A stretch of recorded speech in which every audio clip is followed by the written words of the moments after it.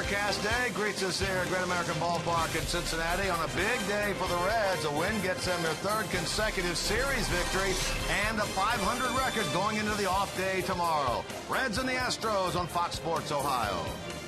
Hi, and a pleasant good afternoon, everyone. I'm Jim Kelch, along with Chris Welsh. Welcome to Reds baseball. Well, yesterday the Reds were able to get the win and get even in this series after losing here on Friday, and certainly the pitching of Johnny Cueto was a big part of it, and certainly the hitting of Jay Bruce was a big part of it. But, Chris, maybe the biggest of the three was the defense played behind Johnny Cueto. What a great job the Reds did defensively. Well, you're right about that, Jim. You can't get good pitching without good defense, and man, oh man, the defense was there for Johnny Cueto. How about the play by Zach Cozart in the hole from the seat of his pants? That may be the best play you'll see a shortstop make all year.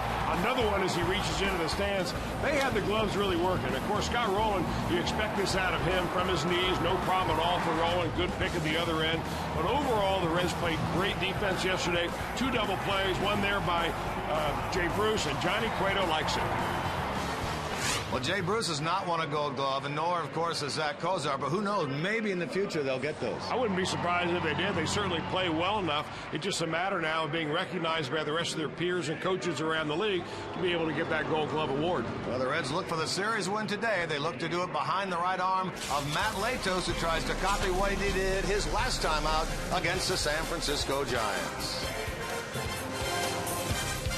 Reds. It may not be reproduced or retransmitted in any form, and the accounts and descriptions of this game may not be disseminated without the express written consent of the Cincinnati Reds. Fans filing into the ballpark here. Let's take a look at today's weather, brought to you by Thompson Plumbing, Heating, Cooling, and Drain Cleaning. Here is Scott Dimick of WKRC, Channel 12. If you're heading out to Great American Ballpark this afternoon, expect a small chance for rain and some limited clearing. For the first pitch, 60 degrees. For the seventh inning stretch, will be up to 63. For the final out, and as you head back to the car, we'll have a temperature in the mid-60s. Enjoy the game. All right, thank you, Scott. Well, Matt Latos, Chris Welsh on the mound today, and certainly they'd love to see with the Reds the same thing today that they saw last Tuesday against San Francisco. Well, he looked like he was so much more in control of his emotions his last time out against the Giants. Yes, he was focused. He pitched against a team that he's had plenty of starts against before, the Giants that is, and did very well. And I think the same thing you can expect of him today. He's pitched a fair number of games, 4 of them overall in his career against the Houston Astros, and he's done very well overall. But he's not faced any of these players on this particular Astro team all that much. You see what he did in his first 3 outings. His longest outing was only 5 2/3, but his last start, he went by all of the other ones. He's 7 innings, no earned runs, 4 hits. That's the kind of stuff that Matt Latos has. That's the kind of stuff, now that he did it once, you expect it out of him again today. Well, let's hope the Reds continue to get good pitching today from Latos, good hitting from Jay Bruce, and maybe, if they get all that, they can win their 8th straight home series here at GABP against the Houston Astros. Brought to you by the 2012 Ford F-150 Motor Trend Truck of the Year by Cincinnati USA. Let us be your travel guide to Cincinnati. Visit CincinnatiUSA.com, and by Skyline Chili. Game time is Skyline time. Stop by your favorite Skyline Chili today. Middle series of this 3-team, 9-game homestand for the Reds closes out today against Brad Mills' Houston Astros. Houston a winner here 6-4 Friday. And last night, yesterday afternoon, Dusty Baker's 9-1, 6-0 behind the strong arm of Johnny Cueto. Let's take a look now at the Houston Astros starting lineup. Jordan Schaefer, Jose Altuve, Jed Lowry, the top 3. In the middle, J.D. Martinez cleanup. Travis Buck makes his 2nd straight start.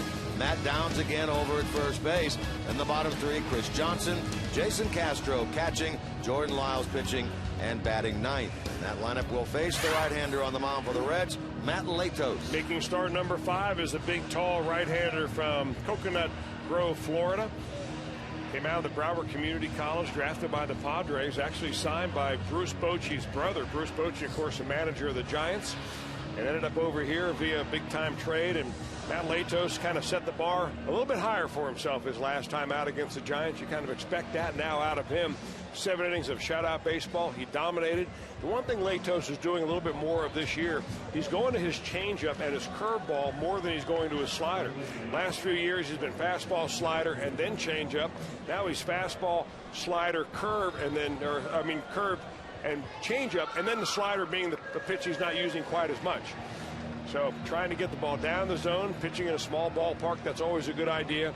But he's pitched in his career very well against the Houston Astros, and that always gives the pitcher a little extra incentive and feeling of confidence when you've had success against this ball club before. Well, let's see how this big right-hander does against the Astros. He's 1-2 on the year. He's 3-1 in 4 career starts against the Astros. Top 3 in the lineup today for Houston, the same as the top 3 in the lineup yesterday afternoon. You can see the sun is trying to break through here on this Sunday, April the 29th, last Sunday, the first month of the 2012 baseball season.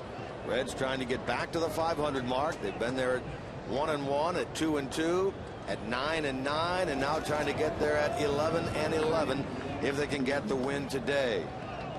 First pitch misses for ball 1. We are underway from Great American Ballpark. 57 degrees here at GABP. We get this third and final game of the series started. Schaefer, who yesterday had 1 hit in 4 trips, meaning he has a 6-game hitting streak, and meaning he now has reached base in 21 consecutive games, or all 21 games that his ball club has played, in the leadoff spot. And on the grass at third is Roland.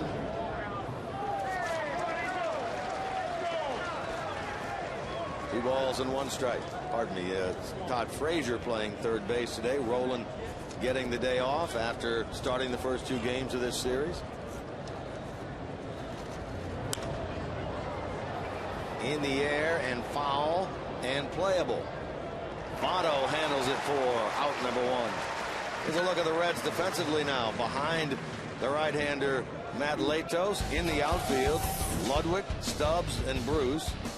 On the infield, Frazier and Cozart left side. Phillips and Votto on the right side. A battery of Ryan Hannigan and Matt Latos.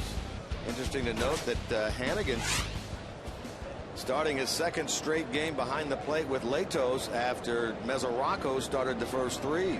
Defensive look of the Reds, brought to you by your Ford dealers. I think that's worth noting, Jim. It's a good point, because Dusty Baker went out of his way after his last start, Latos that is, to say, hey, you know what, I changed up the catcher on him.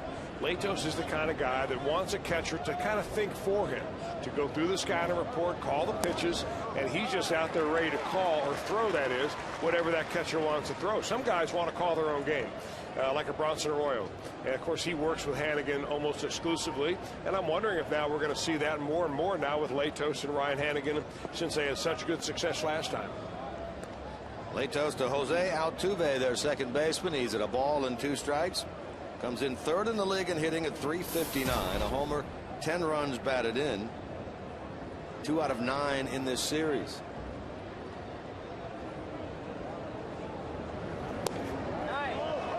Close, but just missing there to even things at 2-2. Well, when he hits the ball to right field, Altuve does not really drive it all that much. Another look at this one. You see where Hannigan is. He's set up off the plate. That is not a strike.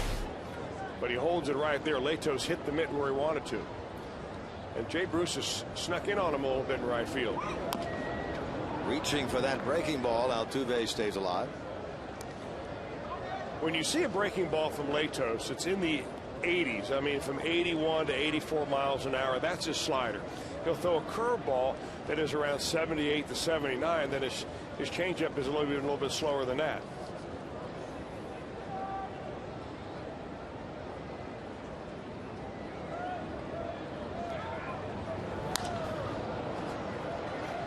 Late cut on that ball, and it will drop fair inside the right field line off the bat of Altuve. Bruce will get it in, and that's a double for the second baseman of the Astros, and Houston has a first inning opportunity. That's the 7th double of the year, tops on this Houston club for Jose Altuve. This young man Altuve, like the little engine that could, he just thinks he can, even though he's diminutive in stature, 5'5". Hey, Jose, you better start running right here. That ball stays fair. He's not sure where it is, where it's going to go. He thought he sliced it enough that it would go foul, but it was right near the line, and he ends up with a double. Didn't mean to, but he got one. Had his 5-game hitting streak snapped yesterday when he went 0 for 4. He gets a double here in the first inning, bringing Jed Lowry to the plate. Well, you know you're going good when you get a double like that and you stand at the plate and you watch it thinking, fair or foul? I better run. So here's a switch hitting Lowry. Yesterday in the game, 1 for 3. He was one of 2 walks and 3 base runners allowed by Aroldis Chapman in the 9th inning yesterday afternoon in that 6-0 Reds win.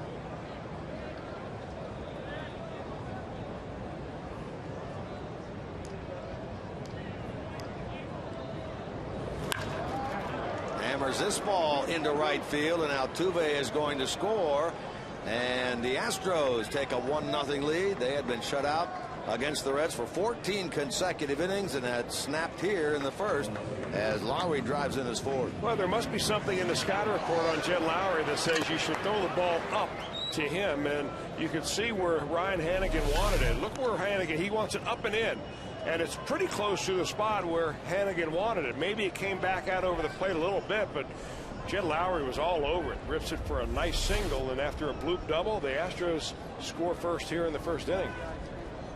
First inning run they've scored in this series. Now the batter, their cleanup man, left fielder J.D. Martinez. Didn't drive in a run yesterday, still sitting at 19, which is good for 4th in the league, along with his 3 home runs. Hitting .297. One of the 2 youngsters that we highlighted yesterday in the pregame show, Altuve and Martinez. In the series, he's 1 out of 7.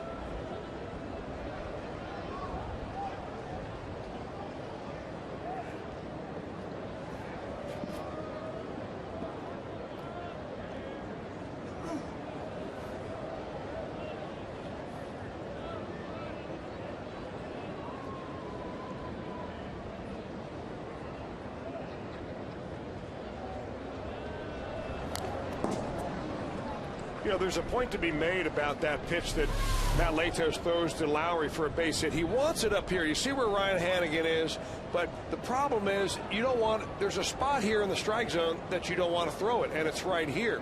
You really want that pitch up here somewhere, and that's where he wanted it. So the point is, if you're going to miss your spot, don't miss it over the plate. Miss it inside by 6 inches rather than out over the plate by 6 inches. The difference there being a run picked up by the Astros. So he got it up, but not up and in the right spot. Exactly.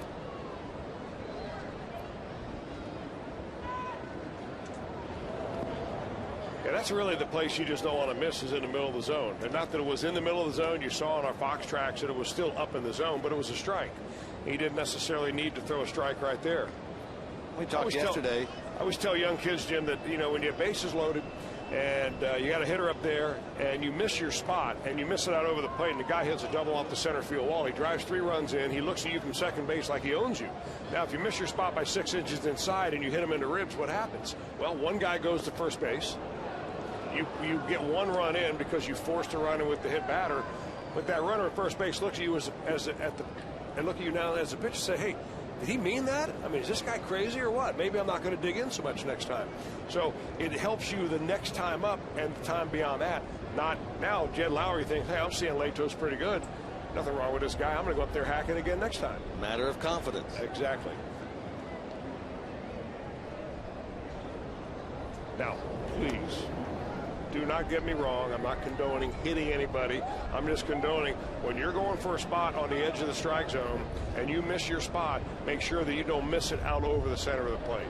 Miss inside or miss outside, and you can come back and get him on the next pitch. And the point I was going to make, too, regarding Lowry, much better hitter from the left side over 300 than the right side where he's under 150.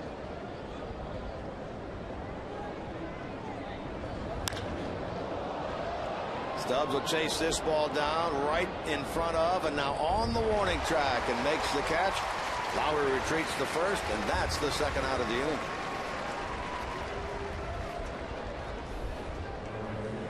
Batter will be Travis Buck.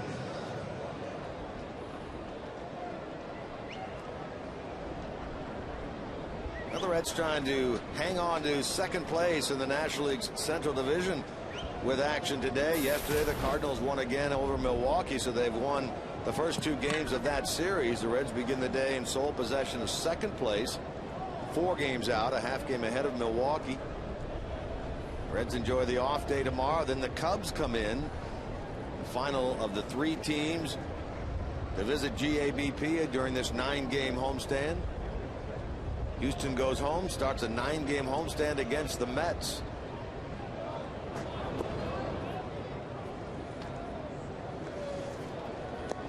Here's a look at the NL Central. Cardinals 7 over. Reds trying to get, as I mentioned, to the 500 mark for the 4th time this year. Go into the off day at 11-11. It'd be nice to have won a 3rd straight series and get to 500 and enjoy the off day tomorrow. Well, that's true. I mean, you want to win series. That's the bottom line. I don't think anybody in this clubhouse is thinking about getting to 500 other than Dusty Baker and the broadcasters.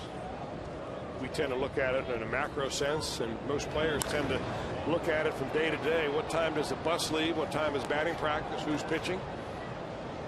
And occasionally look up and see where they are in the standings? Yeah, well, occasionally. But even then, I think from a ball player's perspective, that you really look at things in a very micro way. It's like, what are we doing today? And it's up to the manager to look things in a bigger perspective. Who are we going to pitch against who? Who am I going to rest? What's my bullpen look like? Players show up and they want to play that day.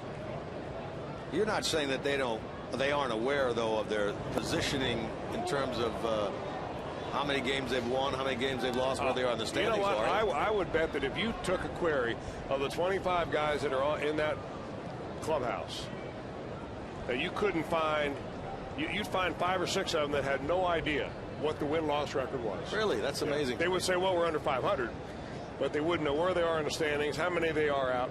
No. Should that be shocking? It's been like that forever. Buck in the air to center. Stubbs chasing. Chubbs chasing. Up against the wall. Drew makes the catch to retire the side, where we highlighted defense on our open, and it continues here this afternoon as Drew Stubbs catches the ball, bangs into the wall, hangs on for the 3rd out.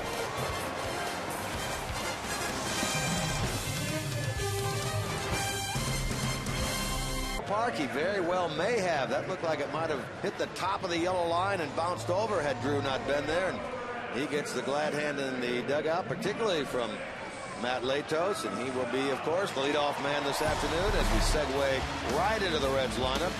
Drew Stubbs, Zach Cozart at number 2, and then Votto, Phillips, Bruce, and Ludwig in the middle. Frazier getting the start at 3rd. Hannigan batting 8th and catching, and Latos pitching and batting 9th against a young man just called up today from the AAA club at Oklahoma City of the Houston organization, Jordan Lyles. I had a good run of it in Oklahoma City, as you see there, a 4-0 record for the Okie 89ers. He was 2010. He was the Astros minor league pitcher of the year. In high school, a 3-sport star. In fact, he was so good at football that he had committed to University of South Carolina to be a wide receiver for the Gamecocks, and at the last moment decided to sign a professional contract coming out of high school instead. Houston took him, of course, in the 1st round, and as of last year, he was the number 1 prospect in the Houston organization. Made his big league debut last year against the Chicago Cubs up at Wrigley Field. Pitched very well, didn't get a win in that game, and in fact took him till his 12th start last year to get his first win, and that came in Houston against Dusty's Reds. He pitched a pretty good game in that particular ball game. I think he went something like 7 innings and only gave up 3 runs. So, you know, the one thing about Lyles that he's changed from last year to this year, that may indicate why he's had a better run in AAA, is that he's gotten away from that cut fastball. He's going back to his normal fastball, and he's bumped up his velocity in the process. So he's throwing about 2 or 3 miles an hour, maybe even 4 miles an hour harder than he did. He gets stubs on strikes for out number 1, as we'll take a look at the Houston defense, brought to you by your Ford dealers. Across the outfield, they have J.D. Martinez, Jordan Schaefer in center. Right fielder again today is Travis Buck. On the infield, Johnson and Lowry, Altuve and Downs. The battery of Castro and Lyles. Here's Cozart. Zach had a hit in yesterday's game, snapped a 1 for 13, but boy, it was his defense that we were talking about. We showed you a couple of the plays in the pregame, and he made a couple of others that were very, very good defensive plays as well. And I like the term you used, Chris, about him, stage presence, both offensively and defensively. Well, you know, it just seems like some guys have it and some guys don't, and he's not anywhere near being awed by being at this level. I mean, he might be on the inside, but he certainly doesn't show it. Comes into the game at 259. A homer and 3 runs batted in. A couple of hits in this series. And don't get me wrong, he's not a cocky guy. He's not a guy walking around with his chest puffed out or anything like that. He has respect for the game. He has respect for his teammates, which is very important.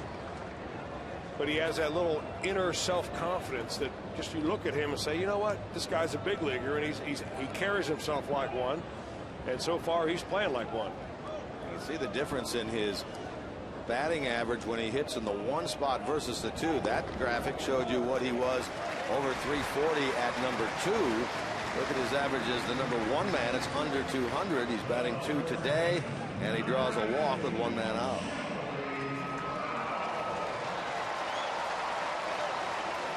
Chris, I want to go back to something you said about Jordan Lyles, because you've mentioned it before regarding other pitchers, and that is that he's gotten away from the cut fastball and gone back to the fastball. Explain what you mean by all that. Well, I'm going to have to do a tech talk on the cutter and really what the effect of it is. But basically what you do is you take your fastball, and instead of putting your fingers on top of the seams and throwing it straight, you put them on the side, and you try to cut the ball so that it runs in. If you're a right-handed pitcher, runs into a left-handed hitter. But in the process, you don't throw it as hard. And you change your arm angle just a little bit when you do that, and you change your arm speed. So if you fall in love with a cutter enough, there is a theory out there that says you lose your fastball. You bump down on the radar gun a few miles an hour on the fastball. I think that was one of the problems that happened with Travis Wood. When he had great success in the minor leagues and was pitching here and pitching really well, he was fastball, curveball, changeup, whatever.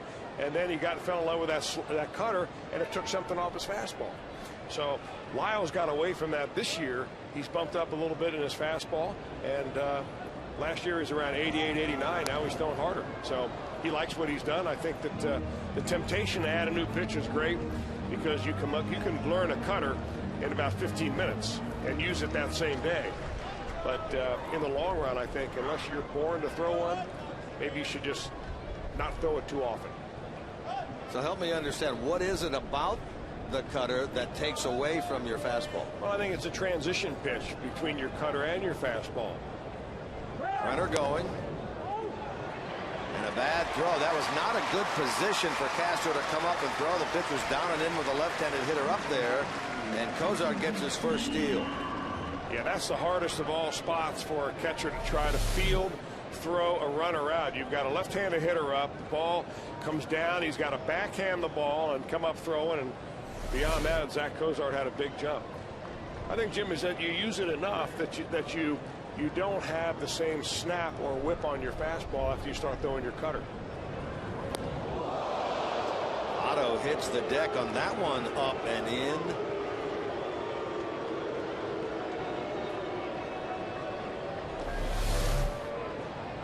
And he wants it in. You see where Castro is set up, and he throws a perfect knockdown pitch, but it's just an unintentional ball that got away from him. See what Votto does now. Joey looking for his 12th RBI of the year, and that's Cozart out at second base. And he hits it hard toward right, but Buck will make the play for the second out.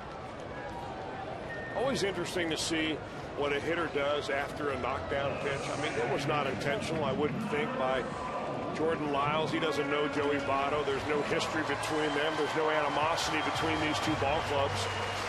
But some guys get knocked down, and they get back in the batter's box with a whole different approach, that they're much more resolute in their conviction of staying in there and showing that hitter that he's going to have a good pop at it.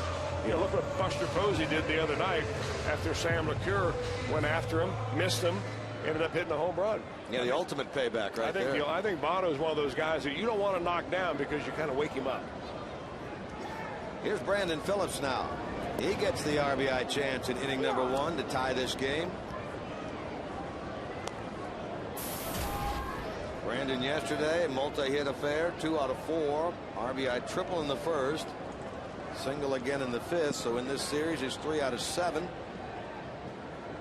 Comes in a hit in 7 of his last 8 games. Hard toward the middle. Backhand pick by Altuve. And a throw to end the inning. So the Reds strand the tying run at second base. 1 complete. 1-0 Houston.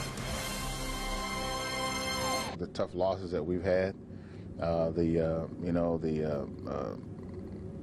lack of hitting, for a better word, by the overall by our group of guys that we know can hit, by late inning losses, and to still come out this month at 500, which we have a chance to do, is a big deal. Storylines brought to you by Elk & Elk. Serious lawyers for serious injuries. Call 1-800-ELK-OHIO. And I guess Dusty's soundbite there, Chris, reiterates what you're talking about in terms of him knowing about the feel-good portion of today's game, but maybe not so his players. I mean, the players really, I hate to make them sound like they're simple, but the basic fact is that most players are. And the simpler that you can keep it as a player, the easier it is for you. Chance in left field for Ludwig, and he handles it to get the top of the second inning started off the bat of Matt Downs. I mean, what time does the bus leave? What time is the game tonight? Are we taking infield? Is there extra hitting? Who's pitching against us? Who do they have in the bullpen? Those are the things that concern the players from day to day. They really don't look at the macro view of, who's leading the league. And now it's a lot easier nowadays because every clubhouse has big screen TVs everywhere, and there's the MLB channel on. There's all sorts of, sports stations where you can check the standings and check the stats and so on. But it used to be the only place you could find the stats was on the official stat sheet. And if it was in the clubhouse and you were caught looking at it by some veterans, they'd grab it from you and say, what are you looking at stats for? Stats are for losers. Get out there and win a ball game. And keeping in mind, this is not an indictment on players. This is simply how it goes day in, day out. If you were a player, you'd probably be doing the same thing. There's only so much you can process.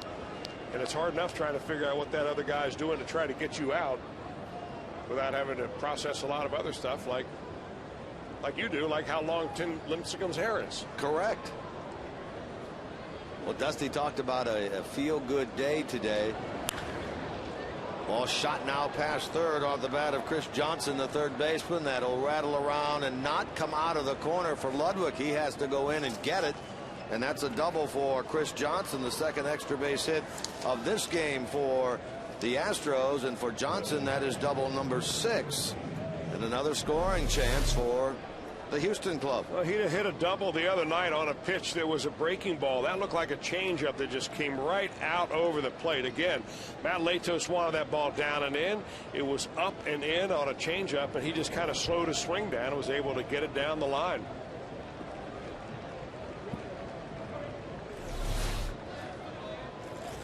Well, the number 8 hitter now, the catcher, Jason Castro. Comes up there, left-hander, caught in the game here on Friday in the 6-4 Astros win. Went 1 for 4 with a run batted in.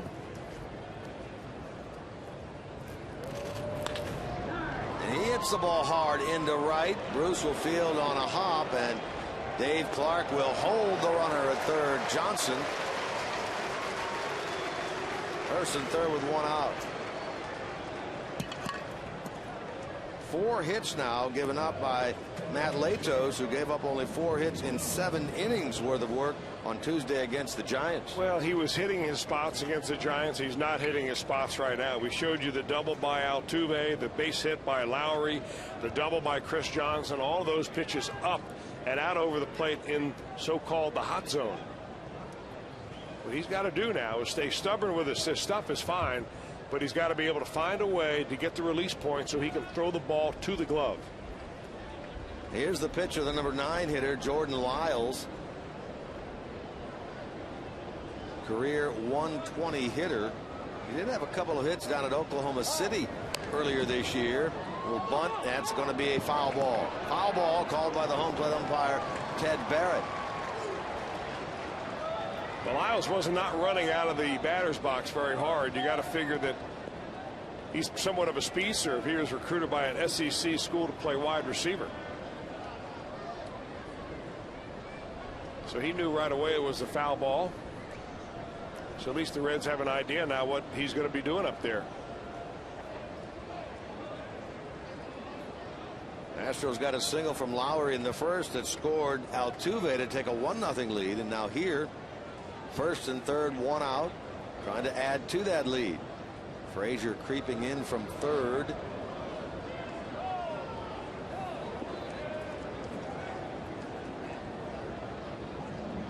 You have to go all the way back 3 years, basically from this weekend, April 27 through 29, 2009.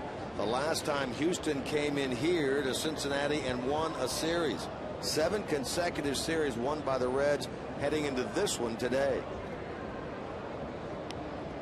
This has been an Achilles heel, this GABP for the Astros. Squeeze is on, laid down by Lyles. They'll get the out at first. Scoring from third is Johnson, and it's 2-0 in favor of the Astros. Well, that pitch came a little bit up and in, and Lyles did a good job to get the wood on it, didn't he? Well, that's your job. When you've got the squeeze on, it doesn't matter where the pitch is. You've got to get the bat on it somewhere. Foul it off, do whatever you can, and that ball came right up on and in on him. A good place for a pitcher to throw a ball if you think a bunt is coming. You see Johnson charging down the line from third, and look at Lyles. He takes a couple steps back after making contact. Good shot of that successful squeeze play, brought to you by Performance Honda.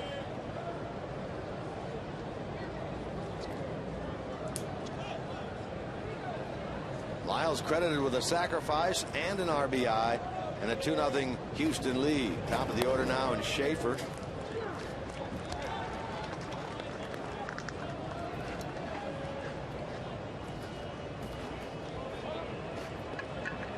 Schaefer did not strike out yesterday, although he is still atop the strikeout list in the National League with 29, 2 ahead of Ricky Weeks of Milwaukee.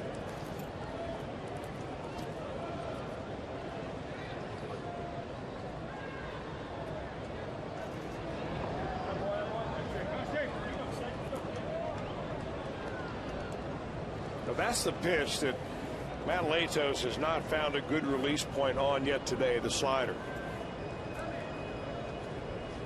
Last game he had against the Giants had it working. He had the changeup working, had the slider working, dropped in a couple of big overhand curveballs. He's still trying to find that release point. Schaefer fouled out to Votto at first, his first time.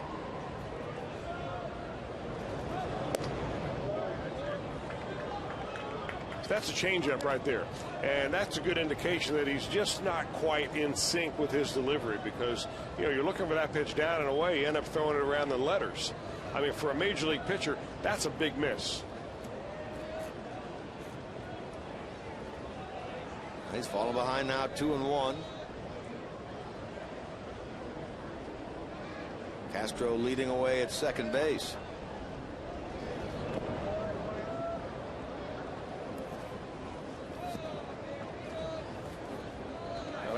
Angel Campos had a dance out of the way of that.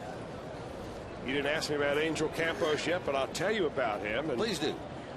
He's only umpired 3 games behind the plate this year. His number this year is 59.60. Now, of course, that number, as we refer to it every day, most of the time I explain it, is the percentage of strikes that an umpire will call of all the strikes he sees in a ball game. Last year his number was 63.38, so he's a little bit stingier so far today with the strike, or this year with the strike zone, than he was last year. But I'm sure by the time the end of the year rolls around, he'll be right there where he was last year, middle of the road. He jumps in here and replaces Ted Barrett on this crew, your guy.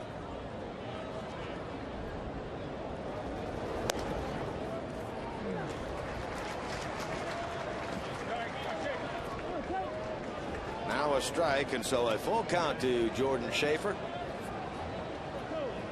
Latos and the Reds trying to minimize the damage here, down 2-0 in the top of the second.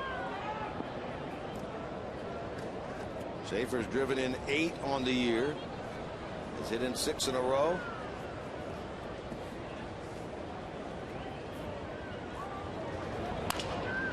Breaks his bat. Votto with a pick and a high feed. Safe the call at first base. Schaefer a very good runner, and he beat it out. Joey slipped over there going to his right on the wet infield. You can see where it's been watered. Trying to get some traction over there. He slipped and lost his footing. Well, that wasn't a Joey Votto problem. That was Matt Latos not being at the first base bag in time. You've got Jordan Schaefer, who can scoot down the line pretty good, but you got to get there. See how he slows up before he gets to the bag? That's the second time he's done that in 3 ball games. What you work on in spring training is you get to the bag first and you hold there, and if you have to, you stretch out like a first baseman. You don't stutter step before you get there, and that's where Matt Latos has gone wrong. He could use a little PFP, because we've seen that to be a consistent problem of his. He could have gotten out there had he been on the bag. That's 3 hits in the inning and now 5 in the game for the Astros.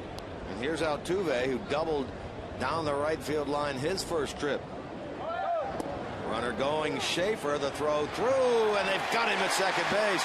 He disagrees, slams the helmet to the ground. Marvin Hudson points at that, and now Schaefer has been tossed out of the game.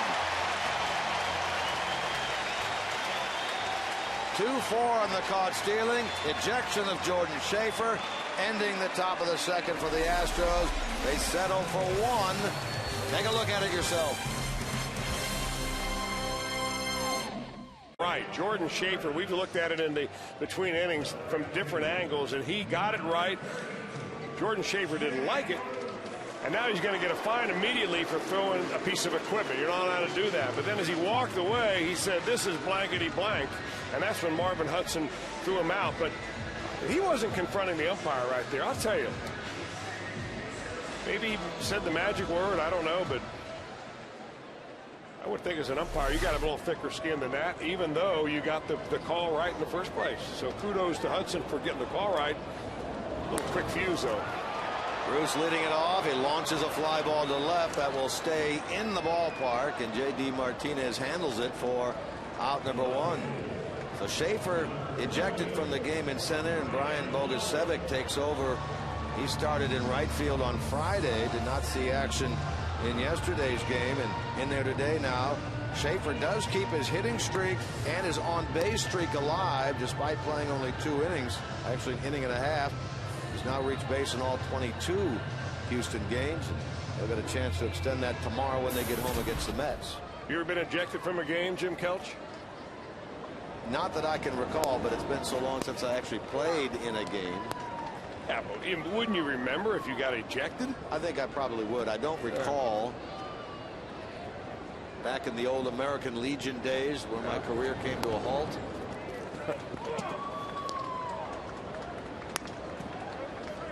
You? Yeah, I did. 12 years old by an umpire in Madeira. I told him to go to the place where there is eternal fire. And my dad proceeded to ground me for 3 weeks. I thought maybe it was a game you were pitching in Indianapolis when you hollered up at the press box. No. Wasn't that one? No, I just got Howard Kellman's attention in that one. Toward the middle, cut off, spins, Lowry, got it. 2 out. The Reds fans, if a Reds home run hits the Toyota sign today during the ball game, Dan Carsey of Columbus will win this beautiful new Tundra on display here at Great American Ballpark. You can register for your chance to win in an upcoming game by seeing your Cincinnati and Northern Kentucky Toyota dealers. Good luck today to Dan Carsey, Columbus, Ohio. Wonder if he's a Buckeye fan. Thought it was mandatory up there. We'll have to ask Tom. He doesn't live up there, but he didn't go there. What would he know about that? He's a big old Buckeye. You know that. He has his chart, I'm sure, at home, all the Buckeyes that were drafted over the last 3 days. Yeah, I'm sure he does. And he was a Bobcat fan, of course, as the basketball Bobcats went deep into the tournament. Wonder if they played each other, who would he be rooting for? Huh. Conundrum for him. Put your dictionary away now. My last 3-syllable word of the week. How's that? Fair enough. Or the day. Or the day, yeah. Frazier batting with 2 out. Tied getting his 3rd start at third base. He's 4 for 4 as a pinch hitter this year. 1 out of 6 as a starter. Now he'll see a 3-2 pitch.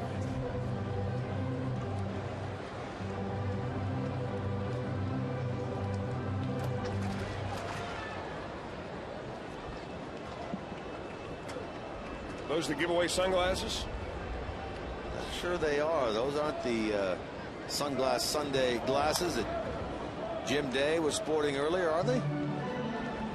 Well, Paul Lassard has 1 pair on, the more of the wire rims. I don't think those are them. Scott Rowland, no.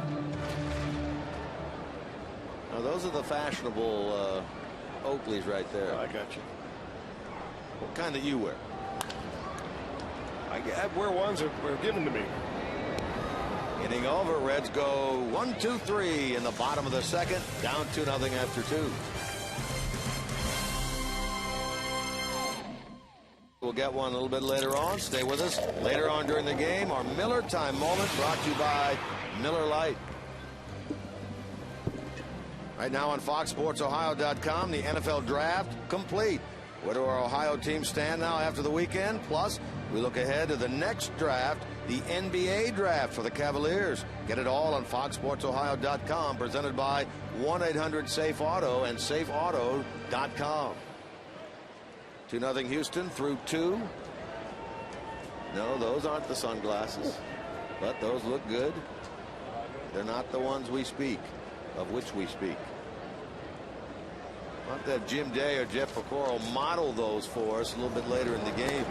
So in case people weren't tuned in on the pregame, the Reds live pregame, you can see what we were talking about with those sunglasses. Well, I'm glad Jim Day got a new pair, because the ones he's been sporting around here for years, the Elton John type, right? I think he needs a change the look a little bit. So maybe today will be the change for him. You know how he and change don't get along. Bruce will handle this fly ball off the bat of Altuve, who was at the plate when Schaefer was thrown out stealing and ultimately ejected, and he's out number 1.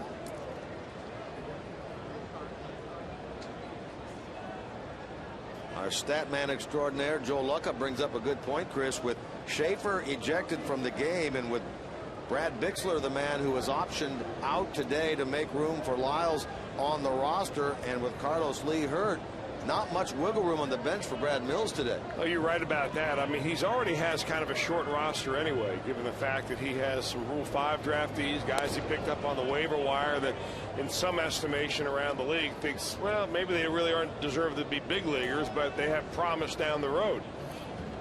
So he kind of he opens the game somewhat short compared to a lot of big league clubs. But he's holding his own in today's ball game.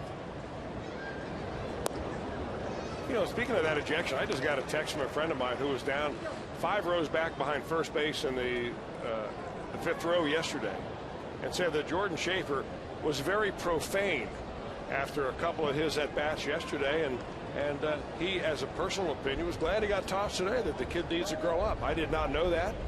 And hey, on a PGA Tour, they fine you for saying bad language and bad words, and I don't think there's any room for it on the baseball diamond either. So, now, whatever he said to Marvin Hudson, Marvin didn't like it. Yeah, we know that for sure. Good, huh?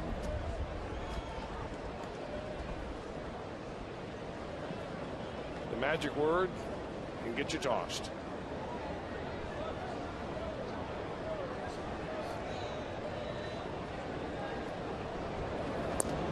got another text, Jim, between innings from Dickie Duran, who's been going to the Reds fantasy camp for 20 years. And I played against him in not-hole ball. And he says, yes, I remember that game that you got ejected from, Chris. It was against my team. Yeah. Wow. He probably caused it. Secretly. Instigator. Appeal at third is denied, so a full count now to Lowry with one out here in the top of the third. Mentioned this Houston club comes back just one more time. That's in early September here. The Reds have 3 trips down to Houston this year, 2 of them in the early part of the year. 2 trips in May down there.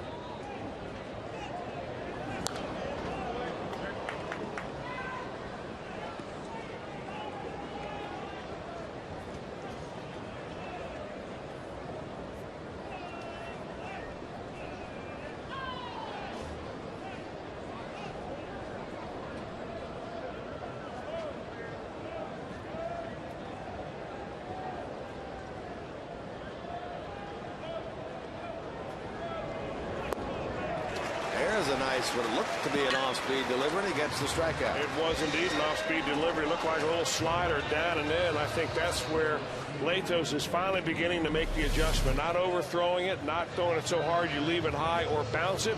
Perfect release point right there. It looks like a fastball coming out of his hands, and he picks up strikeout number 1. So he's gotten the first 2 here. Deals with J.D. Martinez, who flied to center his first time. Shoots one out to right. Bruce covers the ground and gets there. Then a 1-2-3 inning turned in by Matt Latos. Well, maybe he's found a groove now through 2.5.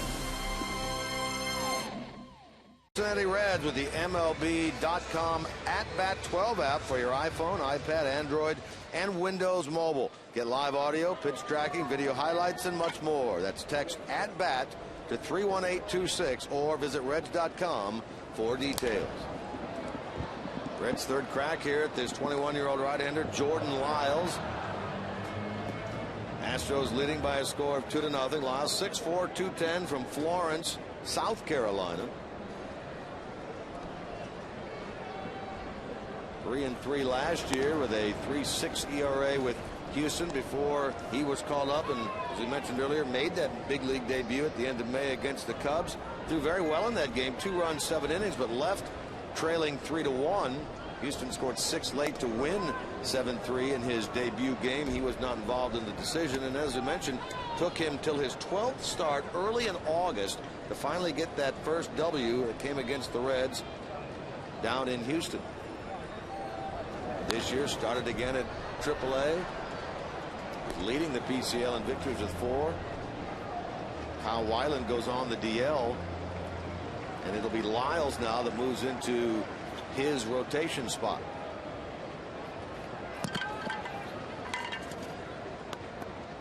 Hannigan's first at bat of the day.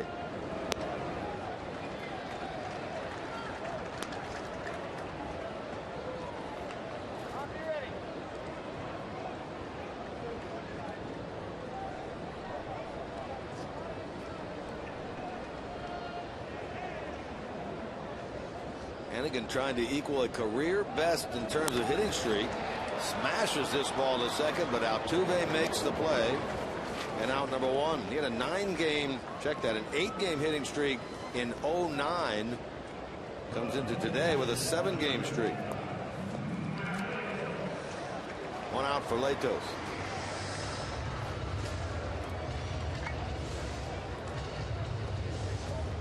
Last weekend, under very cold conditions up in Chicago, the Reds took 2 out of 3 from the Cubs, and now the Cubs come calling here on Tuesday in a 3-game series against the Redlegs. Off day tomorrow, and then we'll have night game, day game, Tuesday, Wednesday, Thursday here against Chicago. Bronson Arroyo against the long-haired Jeff Samardzija Tuesday night. Wednesday night, Homer Bailey against Paul Maholm. Thursday, Mike Leake will go for the Reds. The Cubs have yet to announce a pitcher. Then it's off to Pittsburgh, and the Reds go out for 6, Pittsburgh for 3, and Milwaukee for 3. The first chance to see those 2 teams this year.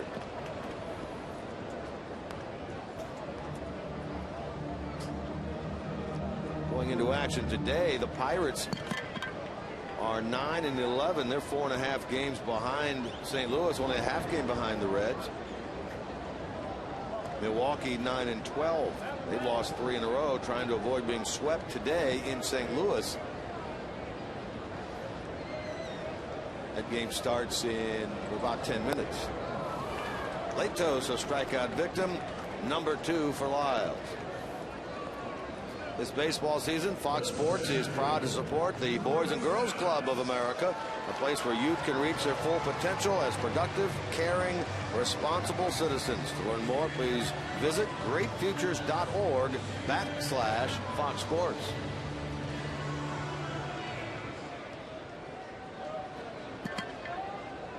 Seven in a row now retired by Lyles. Yeah, you were right about him being a native of Florence, South Carolina, which kind of clicked something with me, and that was the hometown, if I'm not mistaken, of Reggie Sanders, former great Reds outfielder. And now that I look it up, it's also the home of Mark Wahlberg, the actor. So that's about all you want to know about Florence. There's a 1-2-3 inning from the Florence, South Carolina native, Jordan Lyles. Through 3, 2-0 Stros. By King's Honda, the King's Auto Mall. Hear from the manager before anyone else. The most expansive Reds highlights and more. It's Reds Live coming up after the game. Chip Day with you. We're in the dugout. As promised, you boys were asking about the sunglasses. Sunglass Sunday. And here they are. You know, those look a lot better, Jim, than I thought they would. Well, the problem is I got a big noggin. I hadn't noticed. So it's hard to get the sunglasses to fit me. How'd you get the sequins off those? I heard you busting on me. The Elton John shades. You know, here's the difference between you and I, Welshie. I buy things. Wow. I like that difference, actually. Where's that bus he just threw you under? He's my man. Ludwig with the dive and the catch. And the retiring of Travis Buck for the first out here in the 4th. You know, I think that's one of the really underappreciated things that the Reds got when they signed Ryan Ludwig. Was an outfielder that has had a very good reputation throughout his career for being a good defensive outfielder. I mean, how many left fielders have you seen that the Reds have had over the last few years that were so willing to leave their feet after a ball? Now, Johnny Gomes will leave his feet, no question. But usually the only time Adam Dunn or in the past Kevin Mitchell would leave him when he really didn't mean to. True. Ludwig can play out there. No one will ever forget that Kevin Mitchell catch it with a bare hand, will they? Mitch is the best.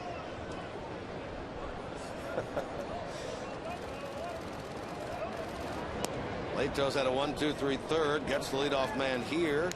Works on Matt Downs, who tried Ludwig out and left his first time.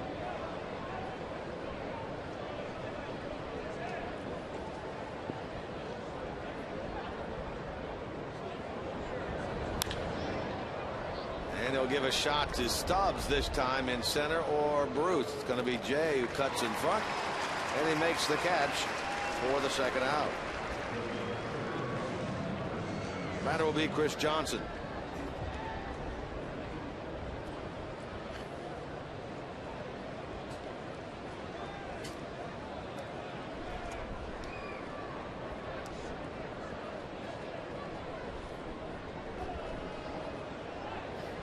Hey, Reds fans, if you're in the restaurant industry, let JTM Food Group help you with great tasting, healthier products for your menu. That's JTM.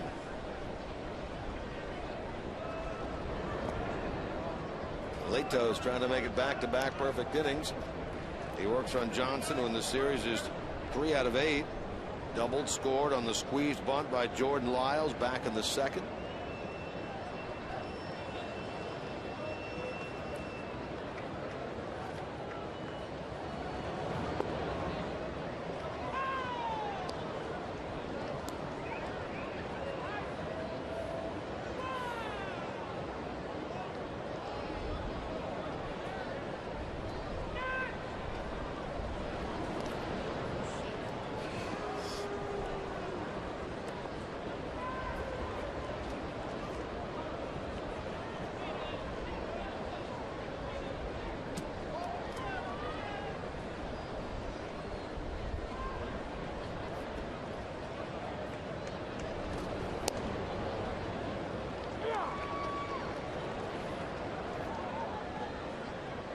Castro, the 8-hitter, the catcher of the Astros, waits on deck.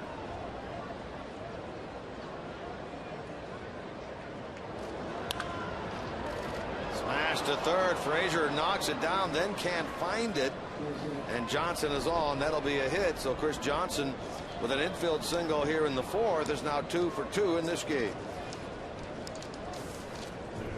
Boy, nothing against Todd Frazier, but you just come to see a ball like that, and even though it's an incredibly hard play, you come to expect that to be made when Roland's down there. I don't know. Yeah, you know what? You put your glove down there and you hope that it takes the bounce that you anticipate right there. And, you know, you can't put Todd Frazier into Scott Roland's category, but certainly that is a very tough play. Sure, sure. So here's the pitcher, Lyles. Pardon me, here's the catcher, Castro. Lyles on deck in the 4th. Houston leading 2-0. The thing I'm wondering, though, is that Chris Johnson in this series has hit 3 doubles down the third baseline, all on breaking balls, either off-speed pitch changeup or curveball. Hit a curveball off a leak, hit a changeup earlier in the day, hit a curveball yesterday or breaking ball off of Johnny Cueto. And that again was an off-speed pitch, and he rips very hard down the third baseline. In fact, the Reds are fortunate that was only a single and not a double. And now Latos, he's just really struggling to find something in the way of rhythm. He had retired, 5 in a row before that base hit by Johnson, but now he goes 2-0 again, and when he's missing today, he's missing big time. These are one of those days where you just have to strap it in and go to battle. And they get the number 8 hitter to leave the pitcher on deck to get him to lead off in the 5th.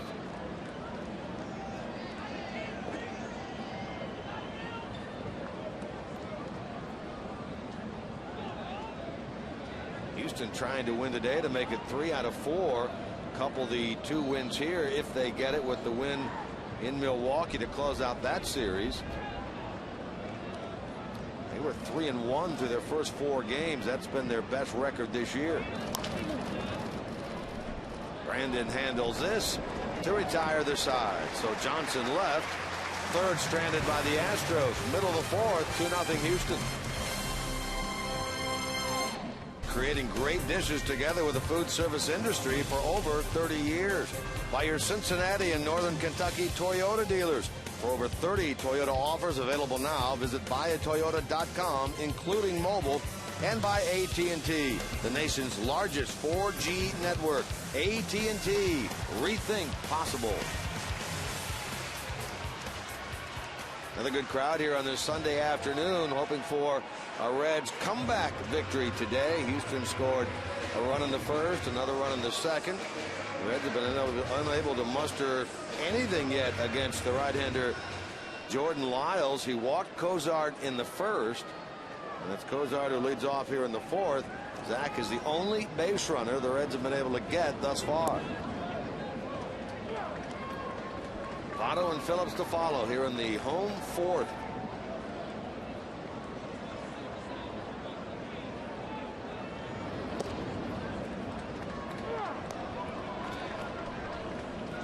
Quickly down 2 strikes, Cozart.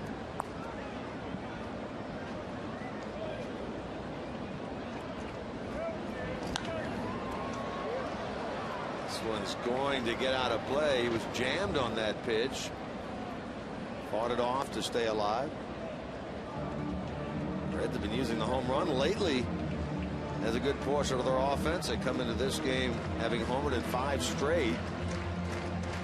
Came into the series in terms of home runs middle of the pack in the National League.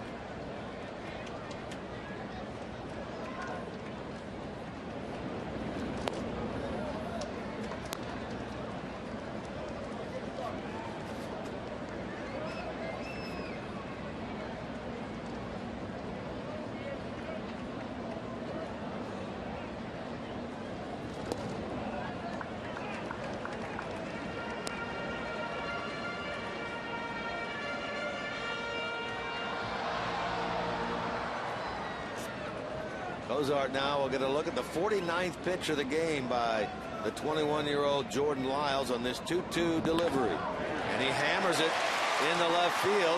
Let's see if he'll get extra bases. That ball cut off by Martinez. Hustling into second with the slide is Zach Cozart.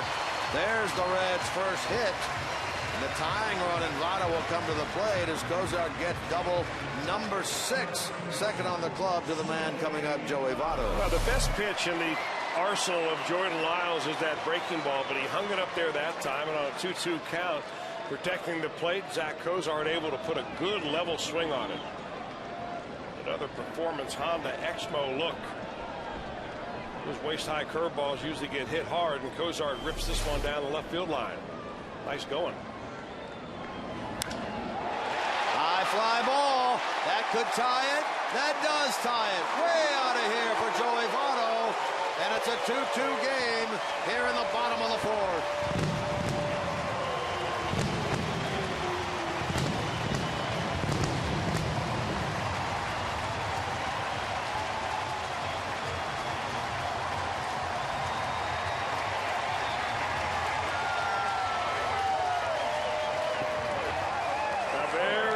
Isn't it? Joey Votto is the one that nearly got beamed his last at bat by Jordan Lyles, and he comes up with a new resolution when he steps to the plate right here. I'm hanging in there, and I'm going to show this young man what Major League Baseball is all about. Votto homered in the second game of the year here against Miami, a 2-run shot. That's only his second of the year. Both have been 2-run homers. And that is his 117th as a Reds first baseman, now tying him with Reds Hall of Famer this summer, Sean Casey, for 4th all-time on the Reds all-time home run list by first baseman.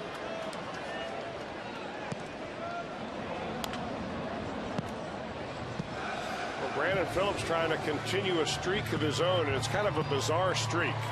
But Brandon Phillips now has 7 consecutive hits when coming through the plate in a tie ball game. That was a streak that only happened in the major leagues 4 times last year, and only Shane Victorino had one longer than Phillips this year of 8 in a row.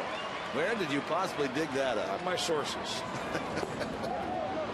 There it is. There it is. It ends.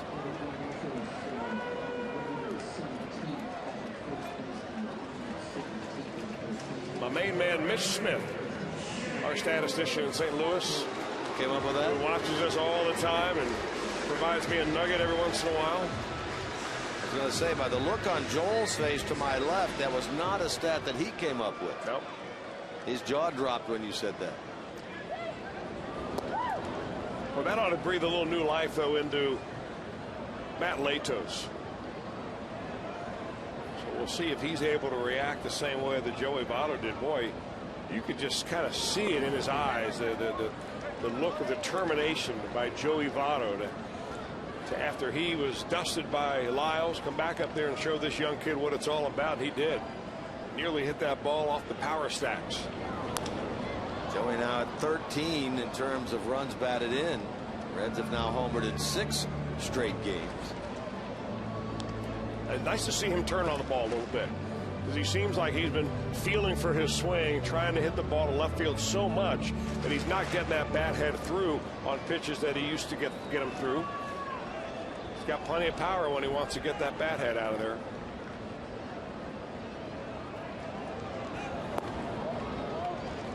Well, he continues an impressive streak of his own. He's now been on base in 21 of the 22 Reds games this year with that long ball. Bruce draws the walk. Go-ahead run on for the Reds here in the 4th inning. Joins Red stars from the past and the present for the Reds Hall of Fame induction gala coming up on Sunday, the 24th of June, here in downtown Cincinnati at the Duke Energy Convention Center, presented by CincyFavorites.com. The gala will feature appearances and remarks by 2012 inductees Sean Casey, whom we just mentioned, Dan Dreesen, and more. For more information on the 2012 Reds Hall of Fame induction gala coming up on Sunday, June the 24th, you can call 513-765-7921 or visit redsmuseum.org today.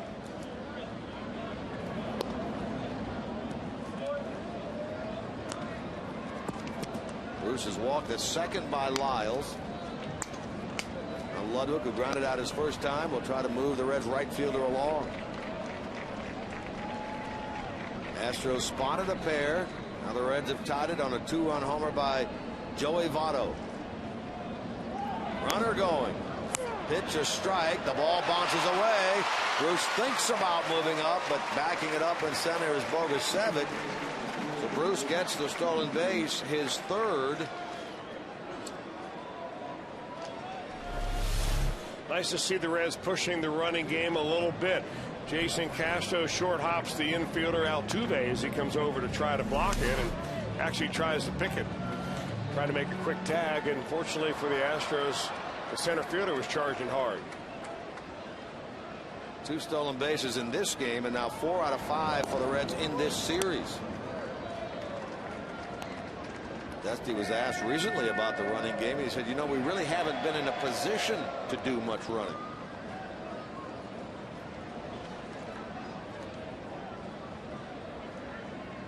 Now a base hit gives the Reds the lead. Frazier waiting next. Well, Jordan Lyles really hasn't had all that many deliveries to make out of the stretch. Reds had a runner on the first with 1 out. He went 1-2-3 in the second, 1-2-3 in the third. Home run given up by Votto. He went back to the full windup to get Phillips, and then he walked Bruce. So most of his deliveries on the afternoon out of the full windup. Ludwig in the air to right. Buck will make the catch.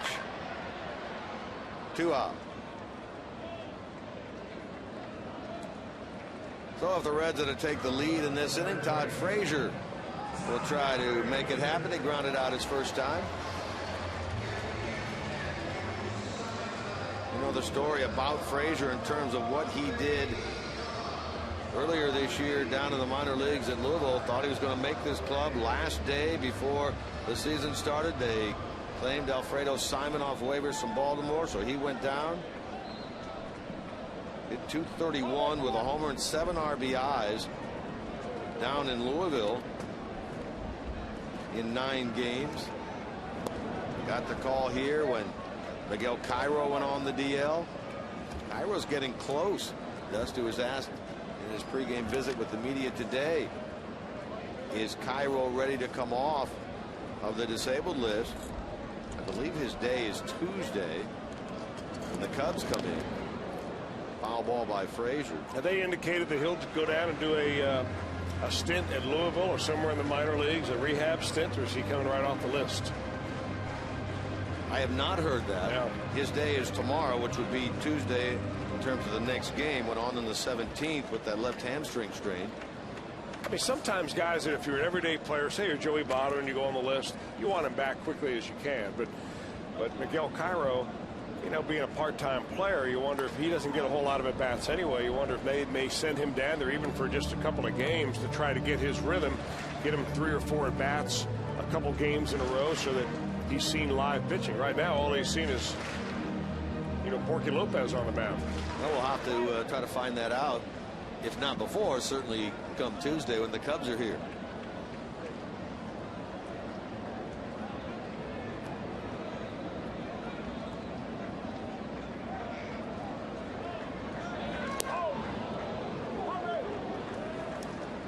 Let's find out more about the Miguel Cairo situation downstairs with Jim Day. He says the big day is Tuesday, guys, where he runs the bases, so he will not come off on Tuesday. He's a day behind schedule, and he doesn't know if he's going to do a rehab stint, but things are pointing towards him being back this week.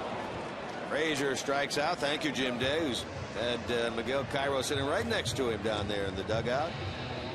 Inning comes to an end, but Joey Votto's blast has tied this game here in the home fourth. Action of the day on this Sunday, April the 29th. Name the only 2 players to hit .401 or better in their postseason career since 1969. 2 players hit .401, not 400. .401 or better in their postseason career since 1969, with a minimum of 50 plate appearances. Chris is over here strapping on his thinking cap. This one might take a while.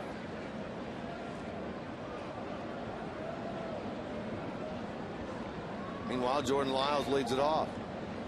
2-2 game, 5th inning. You always have to be thinking tie-ins. Hit number 1, both players had career batting averages under 285.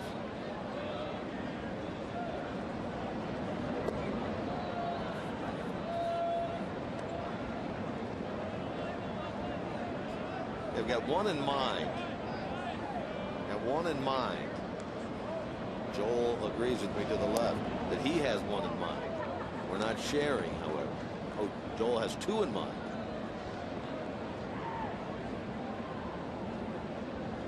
Hit number 2. One went to the World Series with the Reds, the other with the Red Sox. Joel's shaking his head like he's got something in mind when it was his question. It's called misleading, Joel.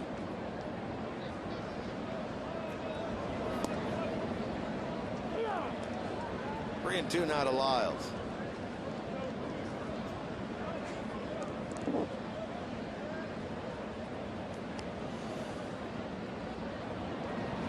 And a strikeout of the right-hander.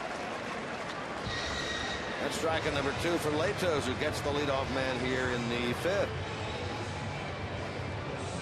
He had troubles in the 1st and 2nd, but a 1-2-3 third, a 4-batter 4th, and now the leadoff man gone here in the 5th. Here's Brian Bogusevic, his first time up since the ejection of Jordan Schaefer. Put him into center field.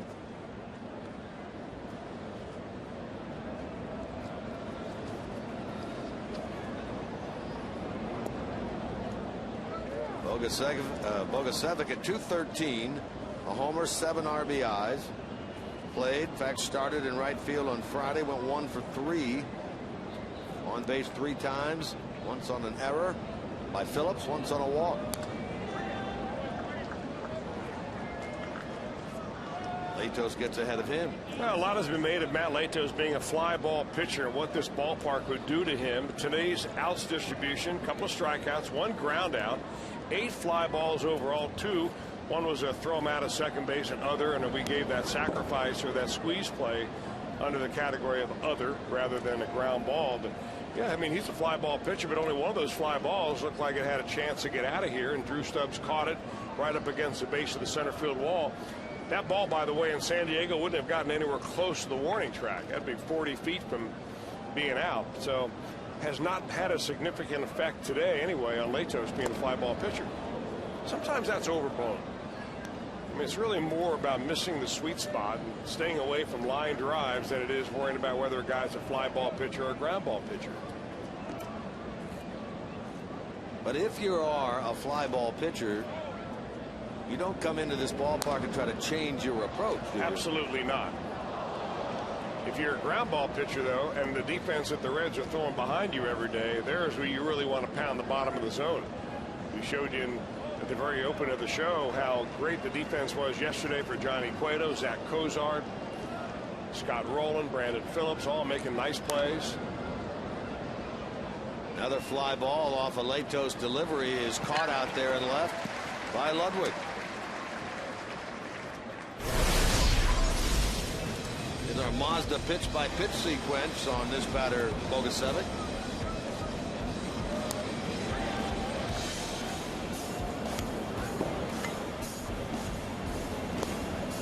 Just missed there.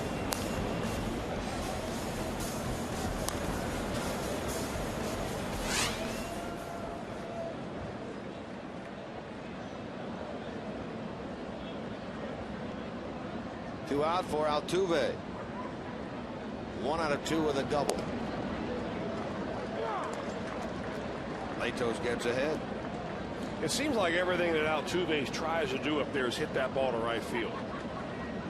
Double to right down the right field line. He's done that earlier in the series, and now he bangs one up the middle. But he's committed all about going the other way.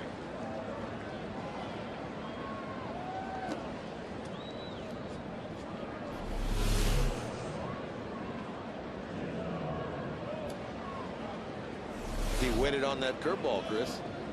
And that shows you that he's thinking about going to right field, because if he's cheating to get to the fastball, you don't wait on the curveball. If you're trying to hit everything the other way, you're going to be more in time in hitting that curveball. That time speeds his bat up a little bit. Instead of going to right field, he hits it up the middle. Astros have now out-hit the Reds with that one by Altuve 7-2, but we're at 2-2 in terms of score here in inning number 5. I'd imagine this is a really good stolen base time for Altuve.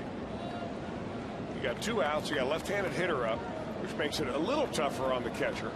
Altuve has 4 bags on the year, and you know Brad Mills has been pushing the running game, and you've got a pitcher out there that you can run on.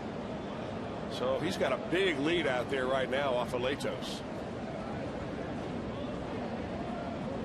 Latos drops a slide step on him. Good idea there.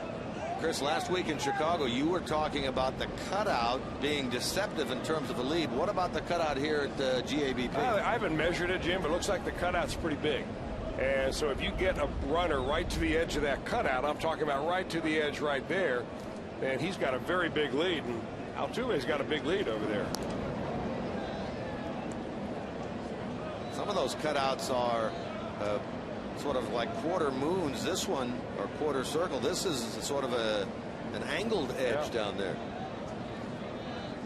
Doug Gallant looked a little artistic. Now he's even got a little bigger move, or a bigger lead, with that right foot right at the edge of the cutout.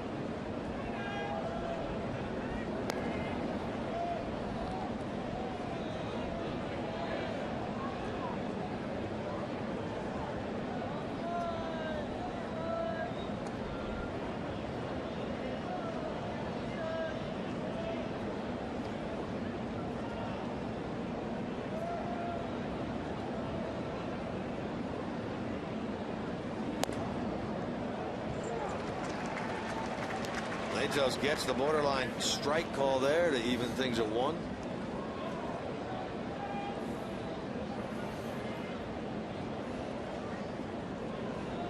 Lauer, the only switch hitter in their lineup, which is a huge change from what we saw against the Giants. What did they have, 6 in their lineup? They had 5 or 6, and they were pushing the recent record.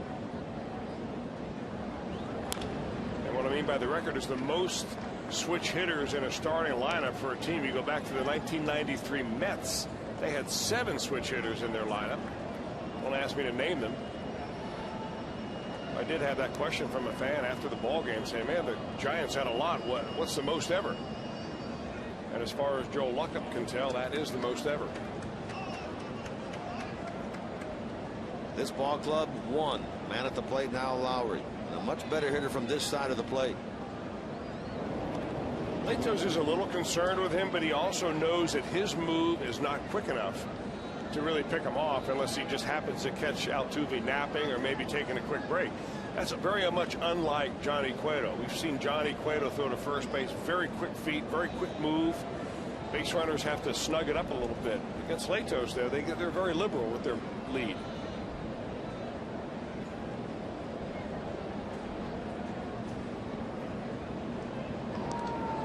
That's the move we're seeing more often than not, isn't it? Yeah, that's just, he doesn't feel comfortable. You get to the point where you're thinking in the back of your mind, he's going on my first move, and I don't want him to.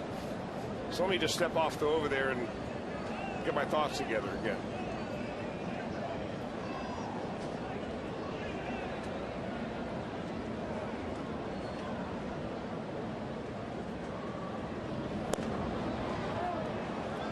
Every pitch in this at bat has been a fastball. I don't know if that's why they're throwing the fastball, because they got a runner on and they're trying to keep the stolen base from happening. 2-2 count now. I'm a little surprised he has not gone already.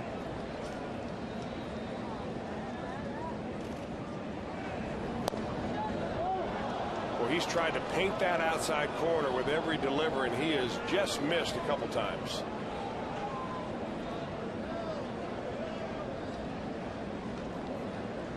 He'll be moving now as he stretches out down there at first base. 3-2 with 2 men out. Votto now moves behind the runner at first.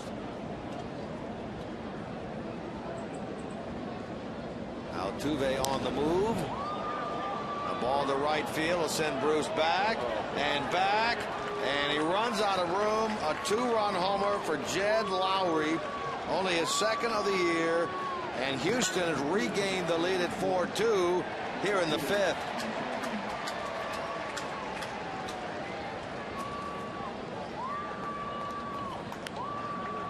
Well, after going away all count long, that looks like just a fastball, a sinker that he tries to go down and away with, and Lowrie just goes down and golfs that baby right out of here.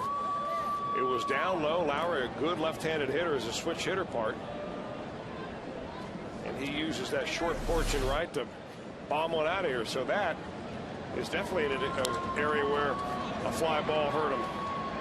To left field, and nicely played by Ludwig, who went to his knees and take it off the top of the grass. Take a hit away from Martinez and then the 5th, but not before the damage is done by Jed Lowrie. And its answer, the two players to hit over .401 in their postseason career since 1969, minimum 50 plate appearances. There's Billy Hatcher at .404. Former Reds player, former Houston player. Freddie Lynn the other. And here's Billy. What would this be? 25, 26 years ago. That famous backward run down toward first base. The candy striped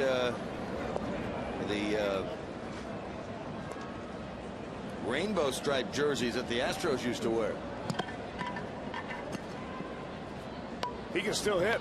He went deep in the big game during the Reds fantasy camp. Big part of that, isn't he? He's a big part of that, but he's a huge part of it. He and Eddie Taubensee, the only quote-unquote pros that were able to go deep, but Billy's was a no-brainer. I mean, wow. He must have thought it was postseason or something the way he was swinging the bat. It was really early February. You know, I'm wondering on that question why it didn't say the only two players to hit .403 or better, because it said .401 and it was .404 and .407. Joel?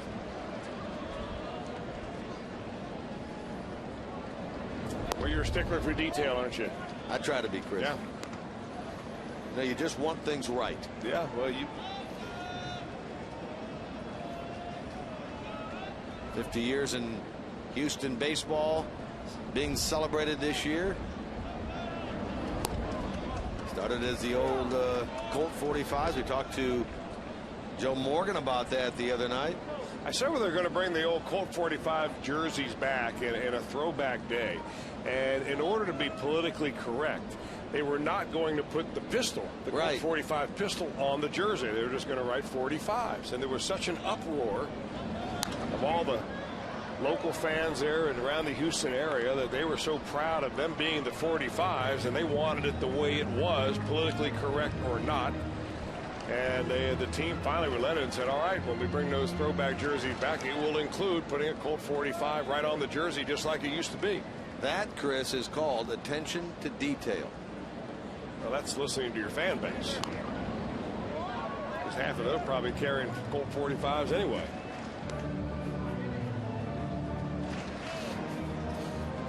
Well, at least back in the old days. Back in the day, yeah. Back in the days when they used to saddle their horses up next to the Astrodome. And with the holsters? Yeah. I love that look, by the way. Check your holsters on the way into the saloon. Up the middle for Hannigan. Diving stop. Can he leg this out for a hit? He does indeed. And with that base hit for Ryan Hannigan, he's now hit an 8 in a row, and that equals his career best in terms of a hitting streak. The guy has to be described as a pesky hitter. I mean, he fouls off a lot of pitches. He doesn't chase pitches out of the zone. He makes you throw strikes. He gets a lot of these kind of base hits, not infield hits, but balls that are up the middle. They make the infielders dive for him. Guy's a scrapper. That gives Latos a chance to move him along if he can get the bunt down. That's what he is showing. He has 1 sack this year, and he's going to get another as Downs gives it to the second baseman Altuve for the sacrifice. It goes 3-4. I thought with as hard as that bunt was down that Matt Downs was going to come in, field that ball, spin and throw to second. It just looked like he fielded it, had a notion to do so, and then lost the courage to fire it. Maybe his arm doesn't feel good. You see him with that wrap around his right arm. Maybe his elbow doesn't feel good, and he just didn't feel like throwing that ball in the left field. Top of the order now, and Drew Stubbs, who struck out and grounded out. Now 1 out of 10 in this series. Good chance for something right here, Drew.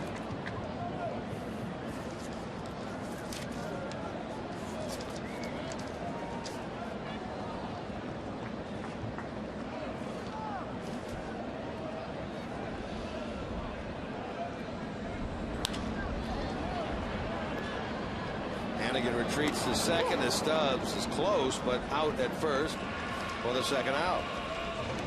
Reds fans, make sure to check the back of every game ticket this season for a great offer from McDonald's.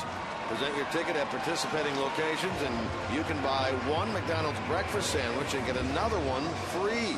That's 2 hot, delicious McDonald's breakfast sandwiches for the price of 1, just for being a Reds fan. Check the back of your Reds ticket for full details.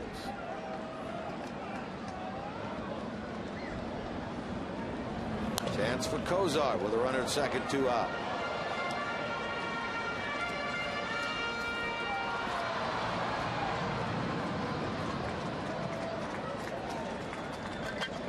You know, they were only the Colt 45s. Taking a look back here, they were only the Colt 45s for 3 years. 62, 63, and 64. So they changed their name. Down the line again for Kozar. That's going to be his second double of this game, and an RBI as Hannigan scores, making it 4-3. Twice Kozar has tried the wall and left. Twice he's been able to get a double. And in back-to-back at bats, he gets a pitch up in the zone. That was just almost in the identical spot that he hit a double down the line his last time up. He got a 2-2 curveball in the 4th. He rips this one down the line again here in the 5th and drives one in. So Zach Kozar safe at second, safe and secure. New York life. Now they're going to walk, and this is not surprising. Walk Votto intentionally here to bring the right-hander Phillips to the plate. First RBI for Kozar since he drove one in St. Louis on April the 17th. So a little drought for him comes to an end, almost 2 weeks. Kozar's now been on 3 times today.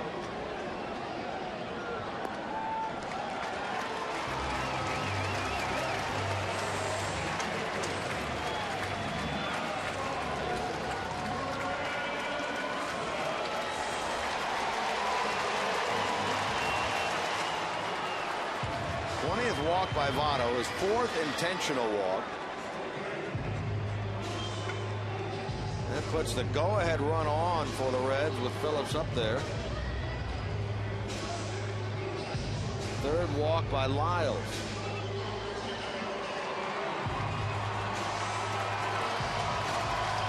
There's movement now down in the Astros bullpen area.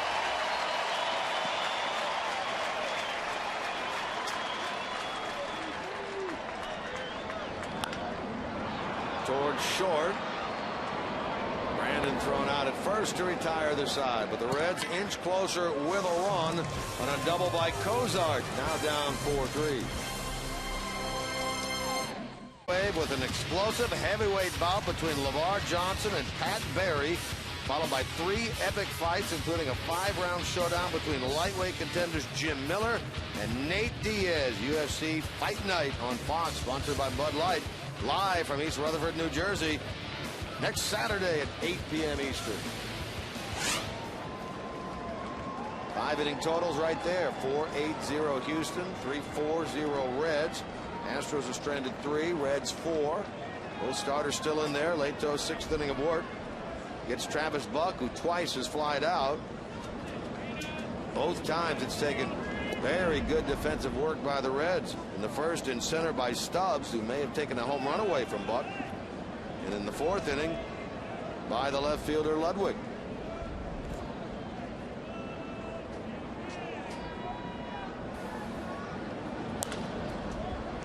this one should be somewhat easier. Frazier, and Frazier handles it for out number 1. Remember to get ready for Reds action 30 minutes before every game with Reds Live, presented by Ray St. Clair Roofing here on Fox Sports Ohio. Everything you need to know for that night's game, only on your exclusive home of Reds baseball, Fox Sports Ohio. No game tomorrow, but back at it on Tuesday against the Cubs. 7:10 game. That means Reds Live, Jim Day, Jeff Pocoro at 6:30.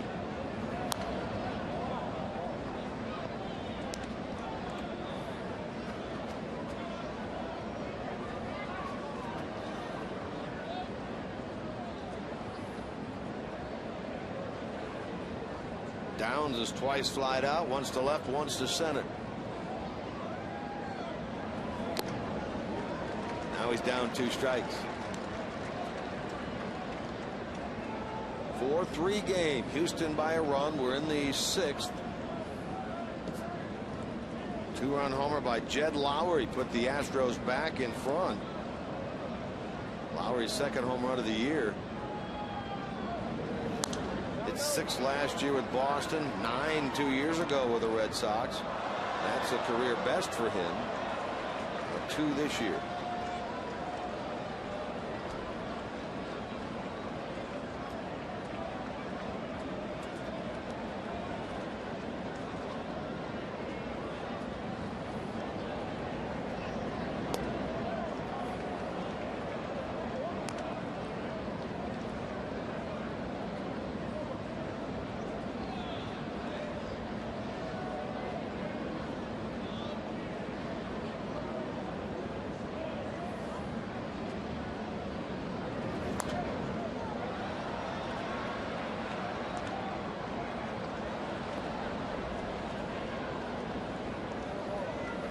Downs out of the University of Alabama.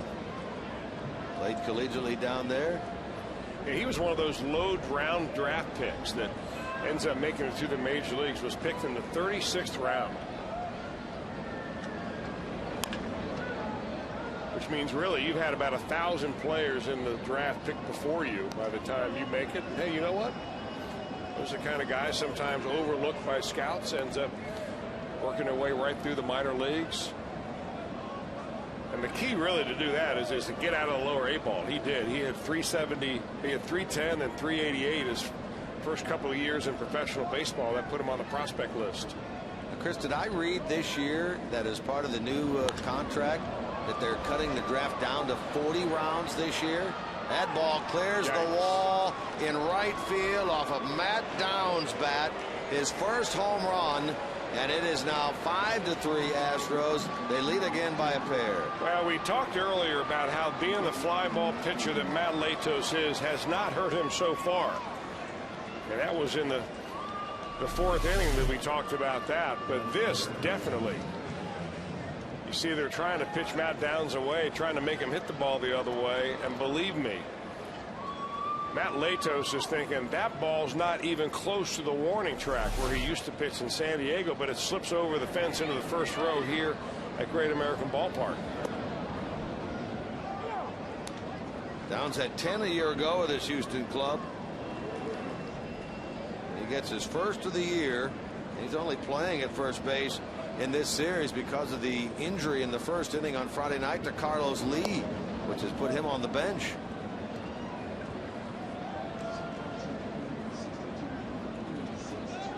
Downs had been 1 for 10 in this series prior to that home run.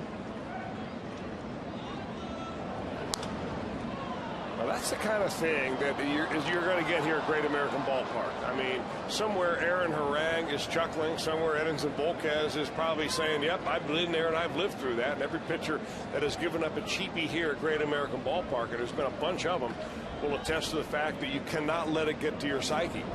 And you're going to make 35 starts out here for the Reds, and half of them are going to be at home. And if you let that affect you, it's going to affect the way you pitch and how your performance ends up. So you got to put it out of your mind and you just go get them. And really, that's about as simple as you can boil it down. Well, he comes back after the home run to get a strikeout of Chris Johnson. Now deals with Castro.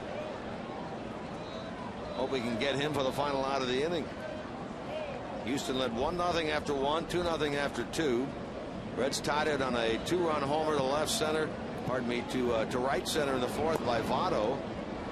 Houston regained the lead on a 2-run homer by Jed Lowry in the top of the fifth. Reds cut it down to 4-3 on an RBI double by Cozart in the bottom of the fifth. Now Houston's come back with a run here and a home run by Matt Downs. To right, just got over the wall. Lead again by a pair.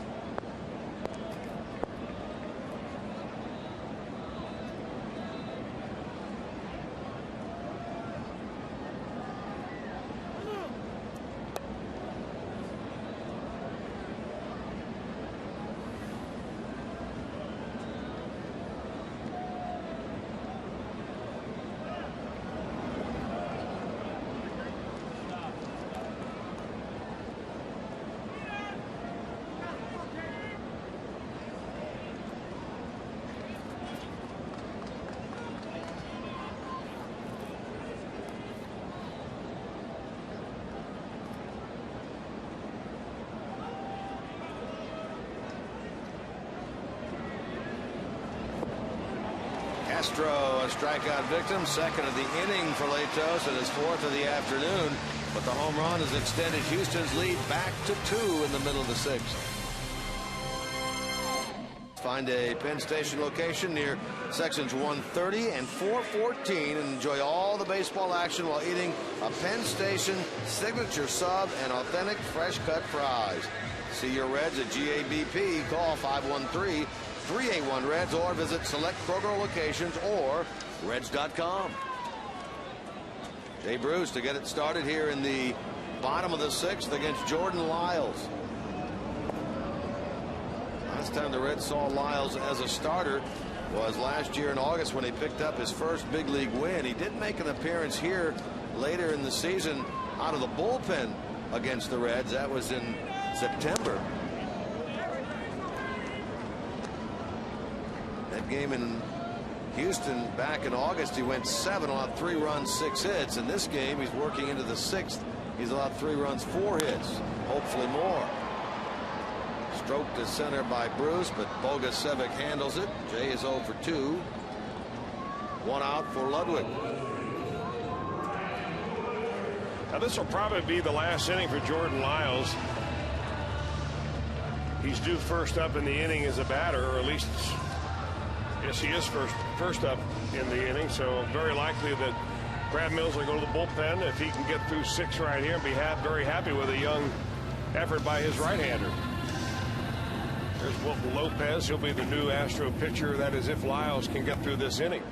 Maybe the Reds can make something happen against him and get Lopez in here in the 6th inning.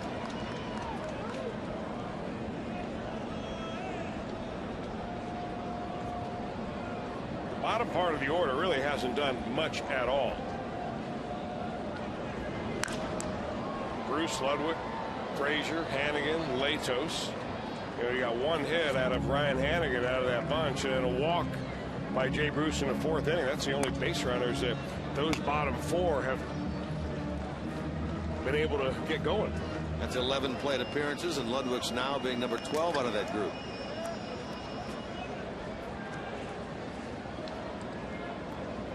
Just about the entire offense this afternoon has been Cozart and Votto. Come for the Reds, stay for more fun. Take a walk on the wild side and visit the Cincinnati Zoo and Botanical Garden. Make it a weekend getaway. Book your stay at CincinnatiUSA.com.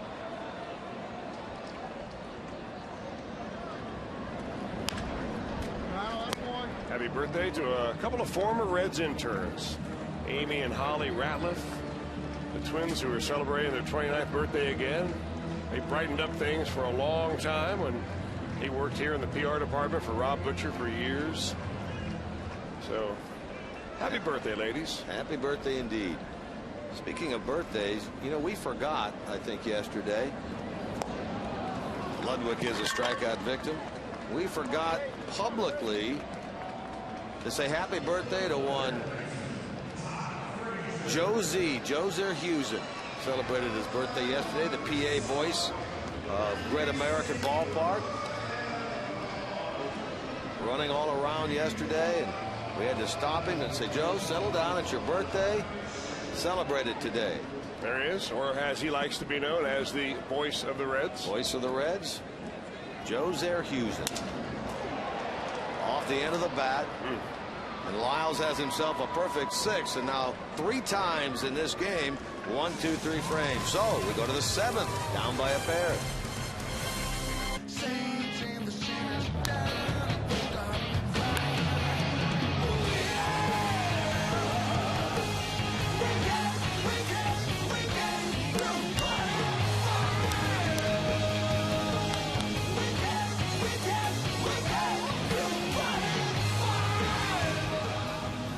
Inning now, still a 2-run game, and in this one Matt Latos goes back to the mound. Chris, I guess it's one of those days for him. Hang in there and hope that your team can get over the top. Well, if he's going to get the win, the Reds have to come back and he has to stay in the ball game. Simple as that. And I think that he probably went to Dusty Baker and said, hey, don't bring Arredondo in right now. This is my game. Let me see if I can't go out there, put another 0 on the board, give my guys a chance to maybe tie the game up or come back. They're only down by 2. Not the kind of start he wanted, but it certainly isn't the kind of start that you're just going to forget all about. I mean, you're still in a ball game here that the Reds very desperately want to win. His 6th inning totals, 5 runs, 9 hits. He has not walked anyone. He has struck out 4. He gets the pitcher Lyles, who likewise stays in there. Chris, you'd speculated that you thought maybe that'd be it, but after a 1, 2, 3, 6th, Brad Mills keeps him in the game. I'm a little surprised by that, really. Actually, maybe he just doesn't have much faith in his bullpen. Either that or the fact that he figures that with the low pitch count that Jordan Lyles needs to figure out what it's all about by going deeper into a ball game than just going 6 and then flying out of there. So I happen to like this strategy, but we'll see if the Reds can't take advantage of it. They have not been able to figure out Jordan Lyles yet, so maybe he just doesn't like the unknown to go in the bullpen. Now Latos has gone full to him. Lyles has thrown 95 pitches. And this is his first start since his recall from AAA Oklahoma City, where he started this season.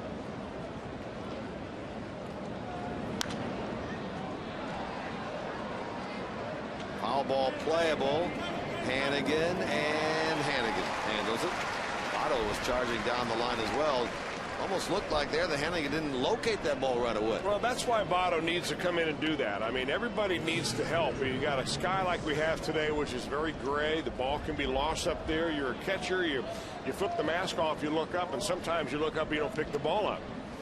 But Joey Votto, leaving nothing for chance, came roaring all the way in from deep first base position just in case Hannigan couldn't get it. Teamwork. Here's Bogusevic. Flied out to left in his only at bat so far this afternoon after taking the place of Jordan Schaefer, who was ejected back in the top of the 2nd.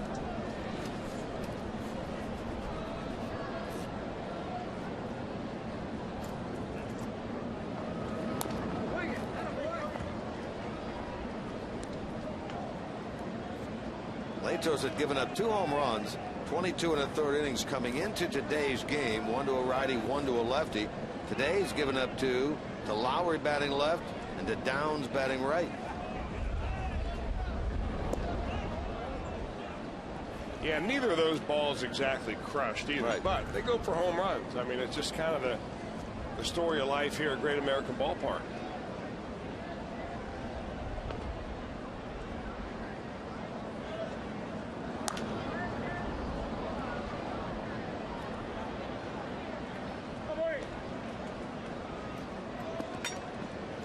This is not a home run hitting club. They'd only had 11 home runs in this series. Hadn't hit any yet in the series. And here we have Matt Kemp last night of the Dodgers, Chris, hitting his 11th of the year. And this team has 11 as a ball club. That's going to be a hit for Bogusevic.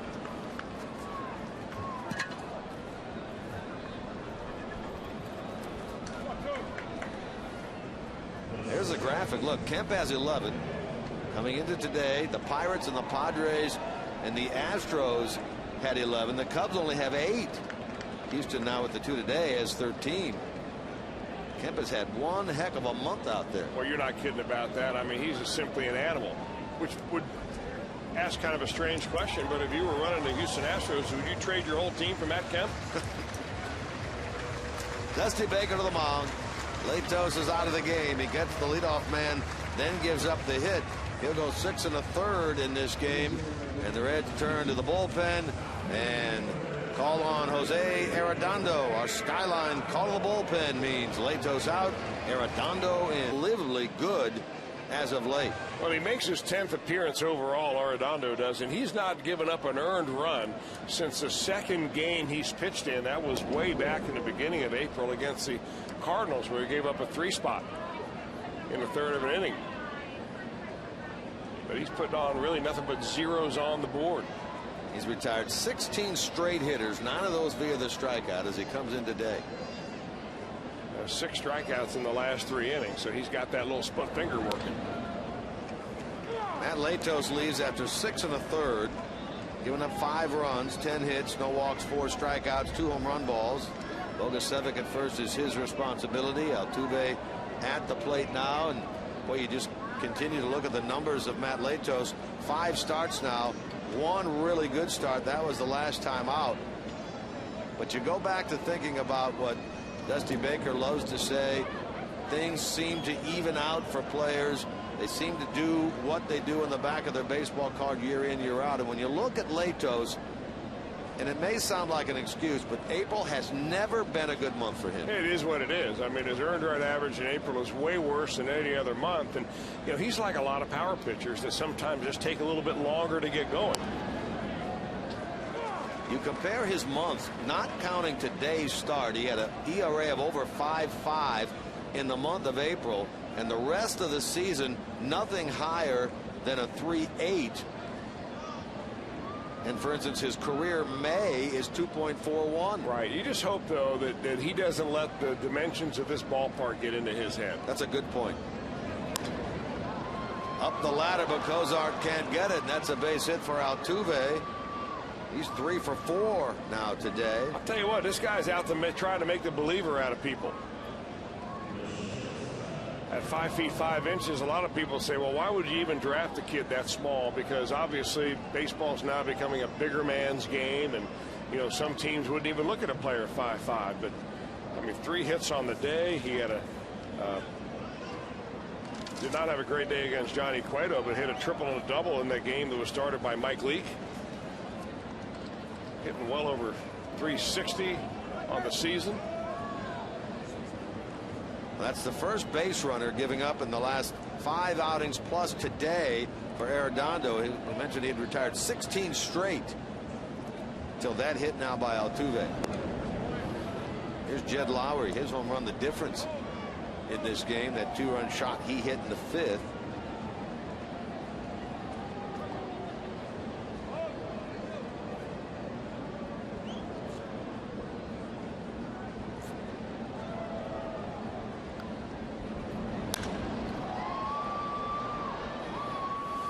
Stubbs retreating for out number 2. Bogusevic will tag, move along.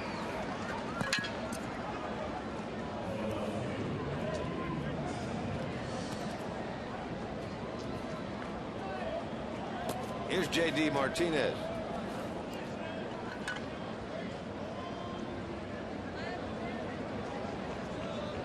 Just normal hustle for Brian Bogusevic going from second to third right there. But when you've got a split finger pitcher on the mound like Jose Arredondo, who can sometimes bounce that splitter in the dirt, it comes big. He had 4 wild pitches last year. Certainly don't want to have one right here with a runner at third base, which would make it a 3-run game. So heads up to Ryan Hannigan.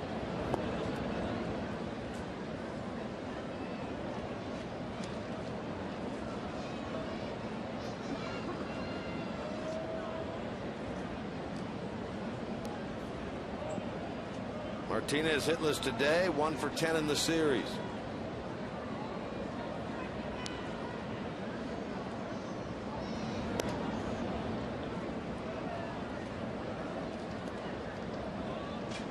He's driven in just 1 run in this 3-game set. J.D. Martinez, an RBI single in the 3rd on Friday. He's their main RBI man. Came into today 4th in the National League and runs batted in with 19.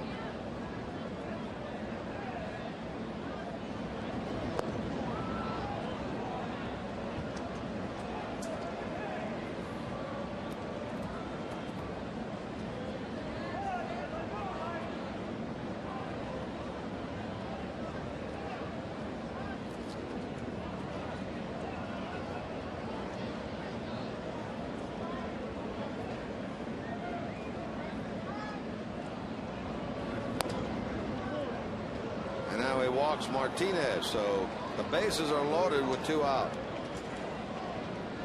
First walk issued today by Reds pitching. We'll bring Travis Buck, left-handed hitter, to the plate against the right-hander Arredondo.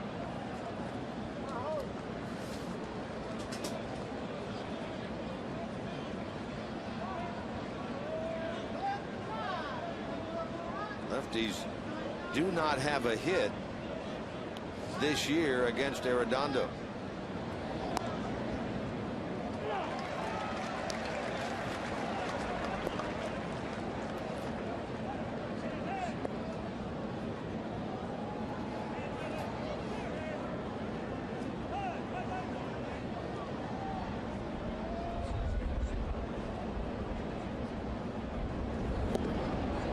Good off-speed pitch, and now it's 0-2.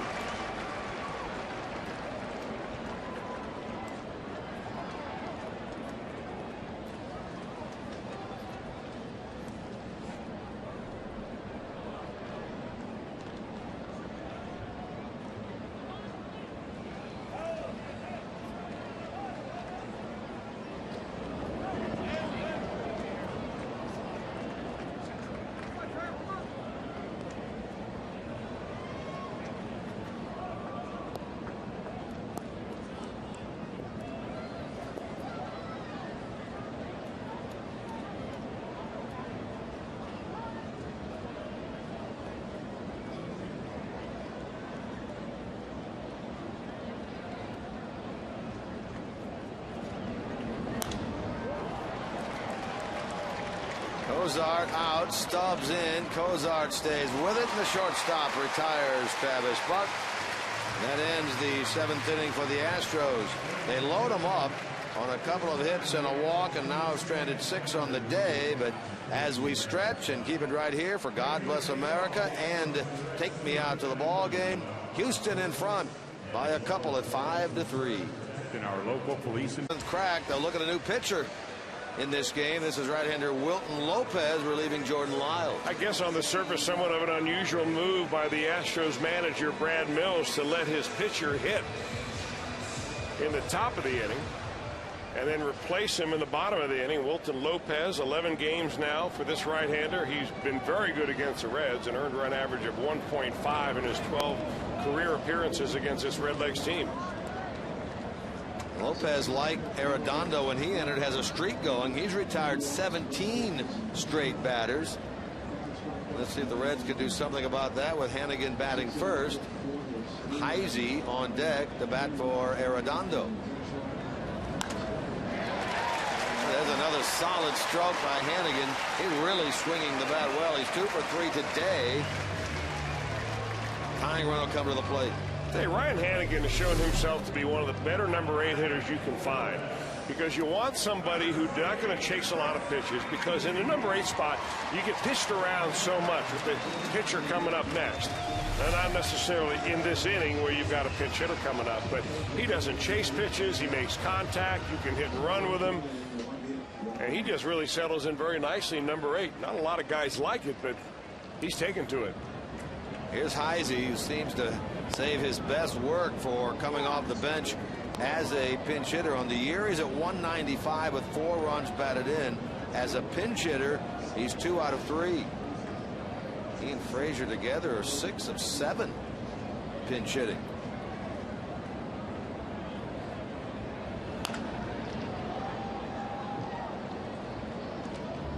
Redondo then goes 2/3 of an inning, gives up a hit and a walk.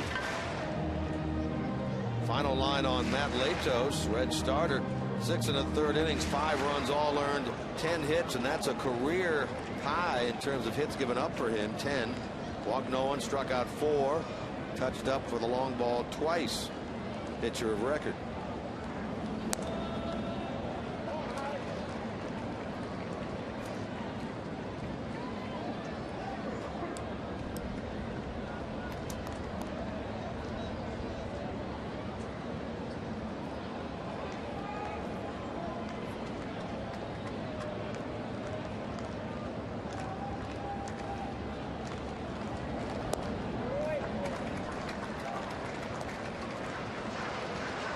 Quality start for Lyles. 3 runs, 4 hits, 6 innings, 3 walks, 1 intentional, 5 strikeouts for the Houston starter.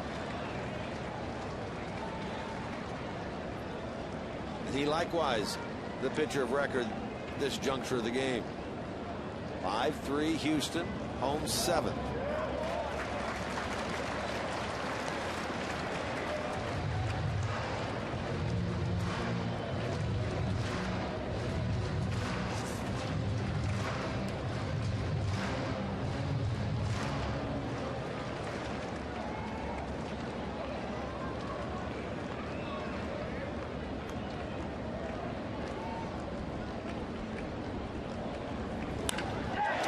Shoots it in the left. Another pinch hit for Heisey. He's 3 for 4 now as a pinch hitter. And here come the Reds. 2 on, nobody out. Bottom of the 7th. Now the right-handed pinch hitters for the Reds so far this year have been very good if their name is Heisey or Frazier. And Chris Heisey, once he worked that count to 3 balls and 2 strikes, he was figuring he was getting the fastball. He's a good fastball hitter. Heisey has been something. He came into this game as a .350 career pinch hitter. 3-2, looking for a heater. Right down Broadway it comes. Lopez did not want to walk a batter, and he's got himself in enough hot water that Brad Mills looks like he's going to go to the bullpen. Mills turning on both sides. Devin Mesoraco comes into second base and runs for Hannigan. Brad Mills to the mound. He'll look to the bullpen, and the Astros will employ their 3rd pitcher of the afternoon. This is David Carpenter into the game. Reds means Tom Brokaw and Boys in the Hall. The personal stories of some of baseball's greatest legends. This afternoon will feature Milwaukee Braves Hall of Famer Warren Spahn. Boys in the Hall coming up on Fox Sports Ohio today after the game, presented by Subway Restaurants, where winners eat. David Carpenter takes over here. 2nd pitcher of the inning, 3rd of the day for Houston. Now they got him from the St. Louis Cardinals, they did, and for infielder Pedro Feliz a couple of years ago, made his major league debut last year. So far he's been in 8 games, 9 including this ball game, and thrown the ball very well. So 1 right-hander out on Lopez. Carpenter comes in with a couple of guys on and nobody out, and the Reds rallying. Reds try to do something against Carpenter here today. They were unable to really get to him at all last year in 4 innings. 4 games and 3 innings, a 0 ERA. Now there was a pinch runner out there. There's Devin Mesoraco. He might be a step or a step and a half faster than Ryan Hannigan. So in a bunt situation, if that's what Dusty's figuring on, it's not easy for that base runner to get to 3rd base unless this is a very good bunt. Toward the mound, and a throw to 3rd, and they get the out. Well, Not that's a good where you bunt. would just have to get the bunt down to the 3rd base line. If Stubbs is able to do that, there's no defense for it. But if you bunt it right back to the pitcher, he's charging hard right up to shoot.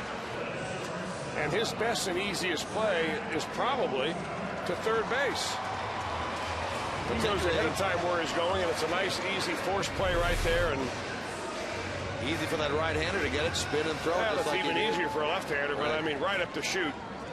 You're asking for get that lead runner. So now it's Cozart, who twice has come through with doubles.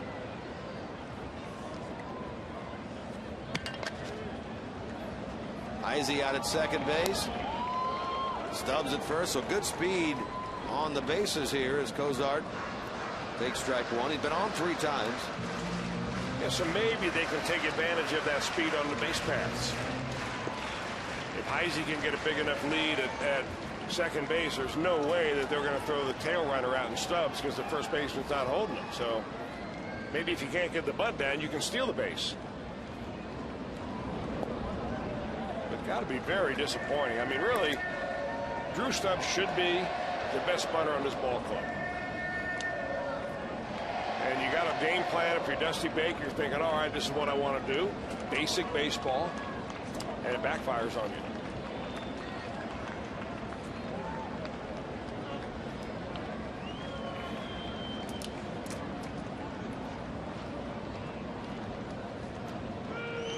Cozart trying to come through here against David Carpenter. So far this year, right-handers hitting only 190 against him.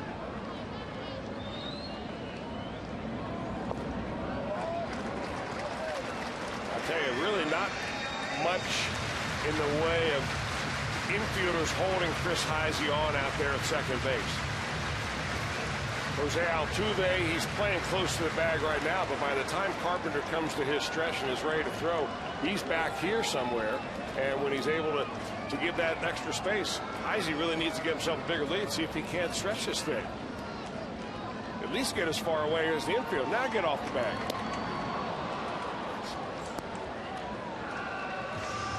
Not getting that secondary lead that you always hear about.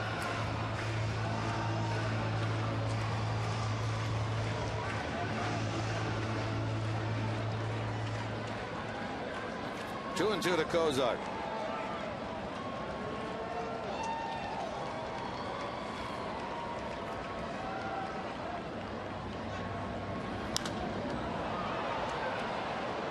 Chased over and foul ground by Johnson. Just out of his reach. He lunged in there, couldn't quite get it, maybe a row away from his glove.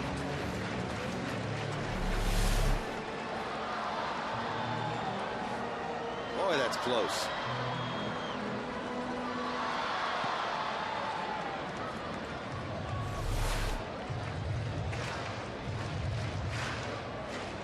Banged his head going into the stands right there. Maybe hit himself on a chair. Wonder if he's bleeding.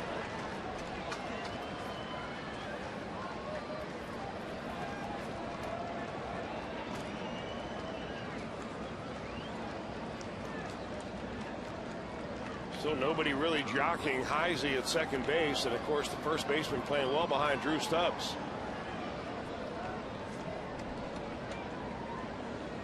How about a gap shot right here on a 2-2 pitch?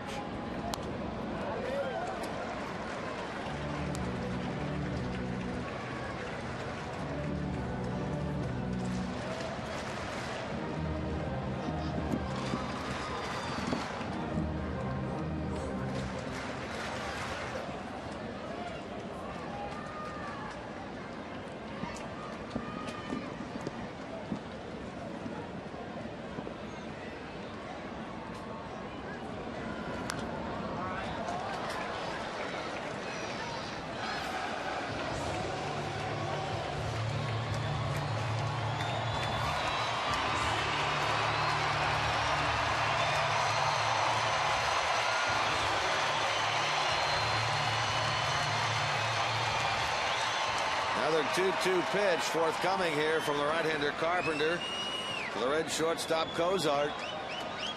First and second with one out. Big point of this game here in the bottom of the seventh.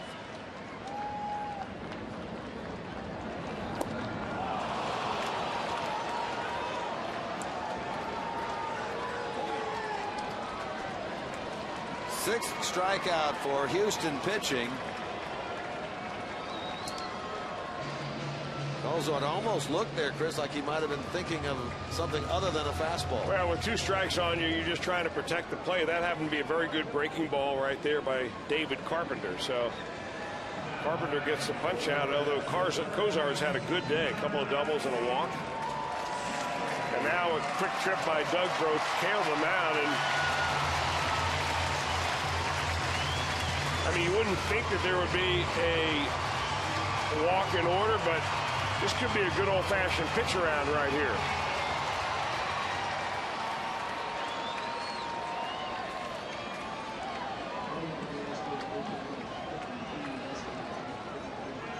So here's Votto.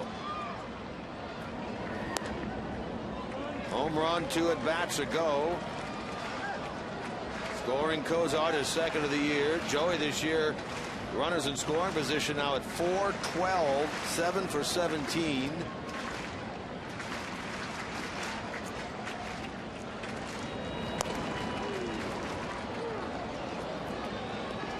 One ball, one strike.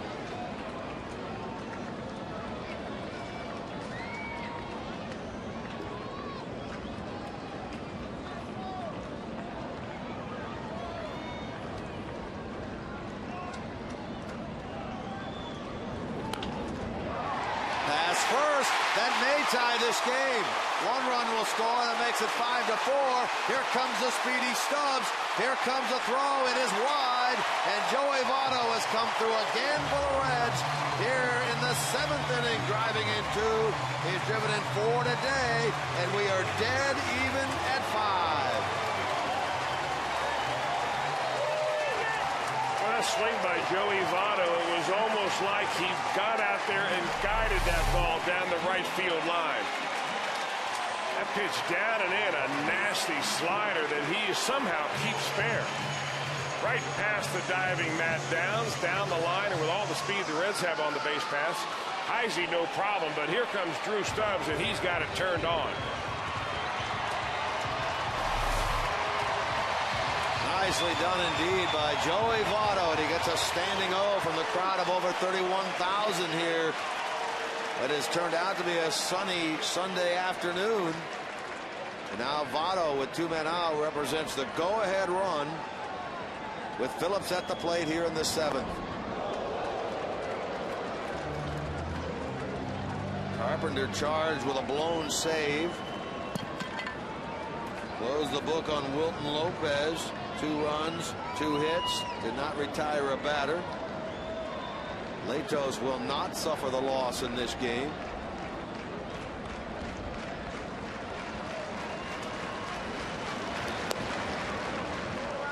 Now let's see if Brandon Phillips can get that streak going again that was broken earlier in the ball game, where he had at one time 7 consecutive hits with the score tied. It's tied up again. Base hit here would put the Reds up.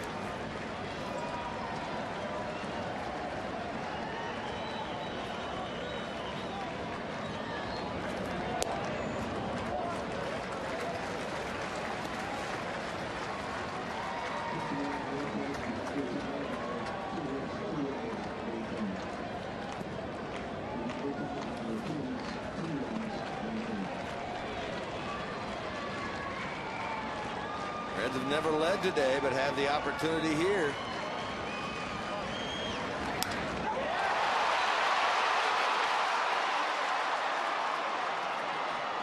Bogasevic right in front of the wall handles that deep fly, and the Reds do get a pair. That's what they settle for, and we head to the 8th, dead even at 5. Selected pediatric specialties in U.S. News and World Report's 2010 Best Children's Hospitals, and by the dependable, long-lasting Chevy Silverado and your tri-state Chevy dealers. New battery for the Reds. Desmond Mesoraco, who pinch ran for Hannigan, stays in the game behind the plate. Logan Ondrusek, the new man on the mound. Logan Ondrusek, you can't be a whole lot better than that. In fact, you can't be any better than throwing zeros up there. No record but an earned run average of 0.00, and see if he can't keep it right there. With the Reds tied at 5, they need a good outing from their bullpen, and Mesoraco will take over behind the plate after running as a pinch runner for Ryan Hannigan. Opponent's hitting is 171 against Logan Ondrusek. He was asked about the key to Ondrusek doing so well early this year, and he said the key to Ondrusek's work has been the starters going deeper into games. Thus, he hasn't had to work as much. Downs leads it off.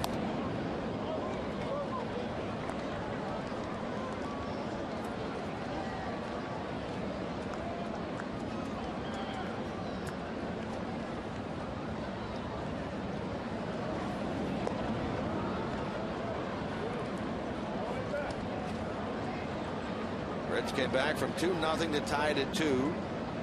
Came back from 4-2 to get within 1 at 4-3. Came back from 5-3 down to tie it at 5. The 2-run double by Votto, who's driven in 4 today and has 15 on the year.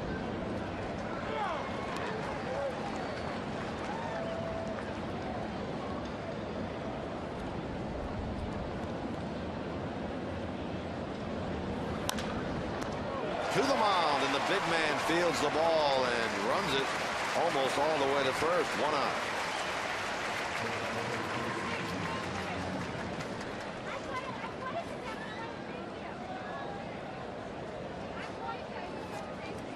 Now, like Bruce yesterday, Joey Votto within 1 of a career high RBIs, career best 5. Today he has 4.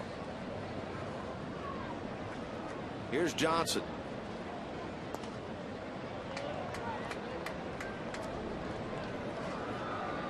The Astros have had a hit in every inning with the exception of the 3rd when Leto set them down in order.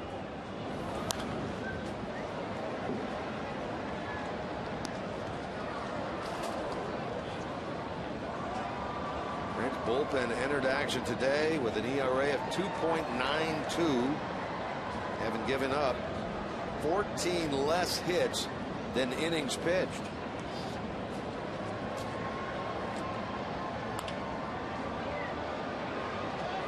Stubbs has it measured, 2 out. Longtime Reds fans have a special invitation to join the Reds at the ballpark on Thursday, May the 3rd, when they take on the Cubs for Senior Day, presented by Tri-State Centers for Sight. Reds fans 60 and older can purchase non-premium tickets at half price in advance of game day only. Plus, each ticket includes free admission on May the 3rd to the Reds Hall of Fame and Museum, thanks to Humana. For tickets, 513-381-REDS. Visit select program locations or Reds.com. Well, Logan Ondrusek making it look real easy right now, just like he did last year during the month of April, May, June. It wasn't until they really started piling on the innings for Ondrusek where he began to have some problems, ended up on the disabled list with a sore elbow, but he's always been very good out of the gate. Yeah, those first 4 months last year, he was Mr. Dependable.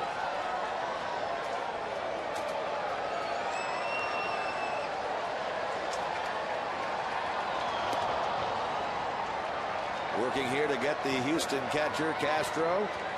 Record the first 1, 2, 3 frames since the 3rd. Reds in their 8th. Bruce, Ludwig, Frazier.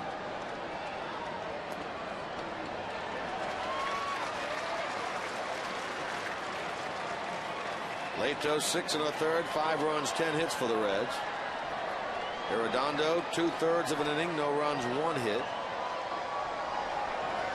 Now Ondrusek, and he gets the batter Castro. He does have the 1, 2, 3, 8. Reds come up in the bottom half, looking to take their first lead of the day. How about Joey Votto? 4th inning, right center field. Number 2 of the year for Joey Votto. That home run in the bottom of the 4th tied the game at 2. He's since driven in 2 more with that double in the bottom of the 7th, but the home run, our Miller time moment of the game. 2 homers now, 15 RBIs in the year for Joey Votto. 5-5 game, bottom of the 8th, new pitcher on. And his name is Fernando Rodriguez, the 4th right-hander that Brad Mills has run out there, and he'll face a lefty and a couple of righties coming up in this inning for the Reds, the first one being Jay Bruce. Bruce is 0 for 2 with a walk. Rodriguez worked an inning on Friday, first game of this series. High fly ball hit pretty well by Bruce, and 4 in 4 days. Jay Bruce, 4 home runs in 4 days, his 7th of the year. And the Reds, twice down by 2, now lead here in the bottom of the 8th, 6-5.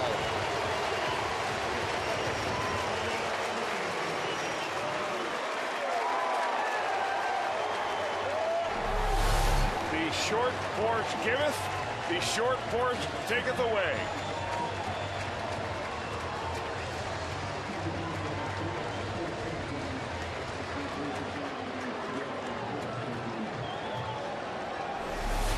They scramble for that ball out in the sun deck.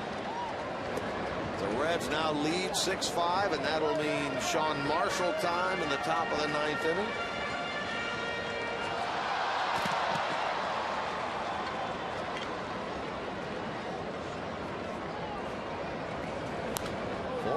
In 4 days for the first time in his career. Jay Bruce. Couldn't come at a better time, could it? Boy, tie ball game, bottom of the 8th. You come from back off the mat where it did not look good earlier in the ball game. The Astros, pesky as they are, they got the lead, gave it up, got the lead again, and Jay Bruce is the difference right now. Second home run ball given up by Fernando Rodriguez this year, as now he gets Ludwig on strikes for the first out of the inning.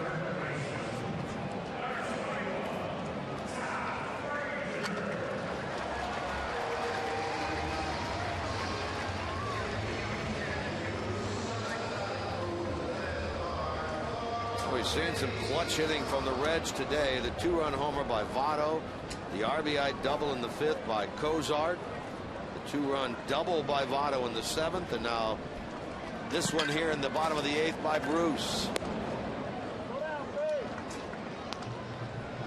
Now the Reds look at the 9th inning, 3 outs away from winning their 8th straight series here at Great American Ballpark against the Astros. Their 3rd straight series this year overall, starting with the Chicago series up at Wrigley Field last weekend, then the Giants series earlier this week, and now this one.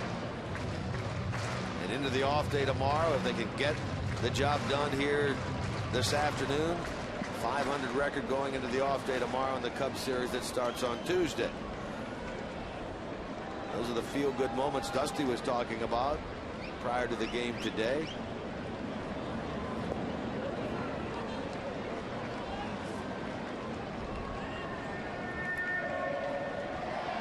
This club got to 9-9 with that victory over the Giants in the second game of the series, and looked like they were on the cusp of going above the 500 mark. Giants snatched victory from defeat in that 3-run homer in the 9th inning by Angel Pagan on Thursday. The Reds lost here on Friday, but dominant performance yesterday, 6-0, and right now a come from behind lead in the bottom of the 8th today, 6-5.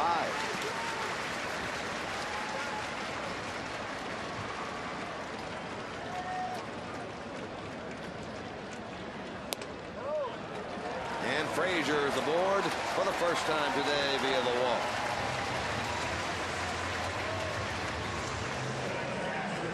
Another birthday wish going out to 16-year-old Ricky Ruhlman. 16, remember you turned 16, Jim Couch? Got behind the wheel, drove your car around, so happy birthday, young man.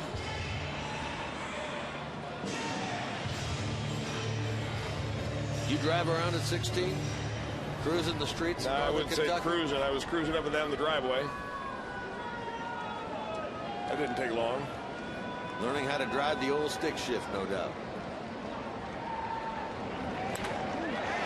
First at bat of the day for Mesoraco, and he continues the hitting ways for the Reds catchers this afternoon. Hannigan had been 2 out of 3, and now Mesoraco singles, and so a chance for more here in the bottom of the 8th, 2 on, 1 out. Well, both hits in this inning have come on the first pitch. Jay Bruce laid into the first one that he saw from Rodriguez, and that first pitch hitting of Devin Mesoraco, lines went into that 5.5 all between shortstop and third base. Like he pulled the outside pitch right there. Scott Rowland has emerged from the dugout. He will pinch hit for Andrusic. He had a pinch hit base hit earlier this year that won the game against Miami on Easter Sunday. Here he comes off the Reds bench now to pinch hit with 2 on and 1 out.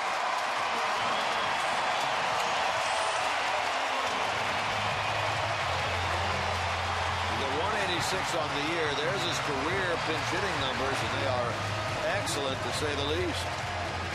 2 home runs, 8 RBIs on the year for Rowland. Now the noise meter here has this crowd all frothed up. A lot of them have stayed around. Nice crowd here on a Sunday afternoon. Big hit right here would go a long way to making a lot of people happy.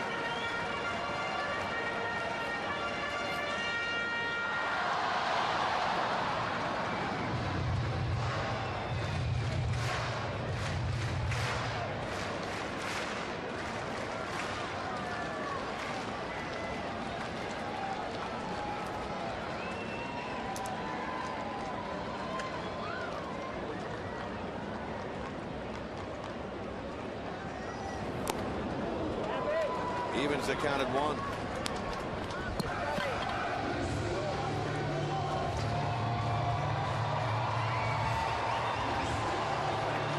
First career at bat for Rowland against this right-hander, Fernando Rodriguez, as Sean Marshall 4 for 5 in save situations with the Reds this year. Heats it up in the bullpen.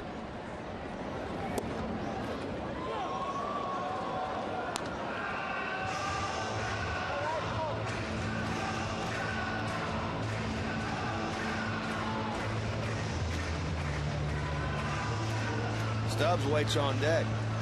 There's your base runners against Fernando Rodriguez. 6-5 Reds, bottom of the 8th.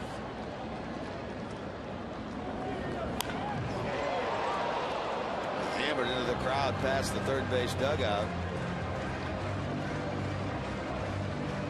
Considering the weather this weekend, boy, this has been a very well attended series. Just under 30,000 on a terrible weather night Friday night. Yesterday, just shy of 33,000. And today, over 31,000. And the sun has peeked through in the last couple of innings. The Reds have fought back with 3 runs in the last 2 frames. Lead by 1 right now. Yeah, you send them home happy. They'll be in a hurry to get back.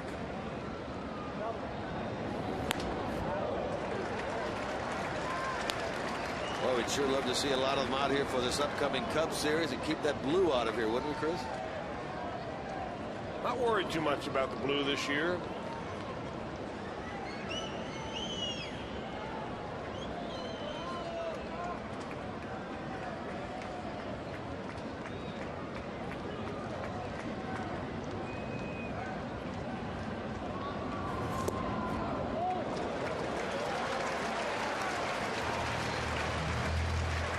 Rodriguez is pretty much keeping the fastball on rolling, so you figure on a 3-2 count after throwing the 2 previous pitches as fastballs.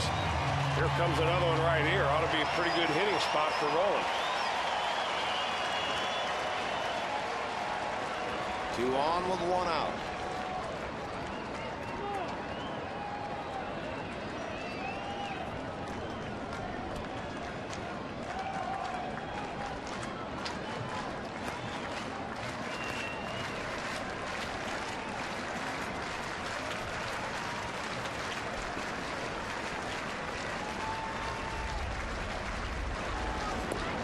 Breaking ball. How about that? And he walked it. The pinch hitter draws the free pass, and now they're loaded for Drew Stubbs, sending Frazier to third as Arauco down to second.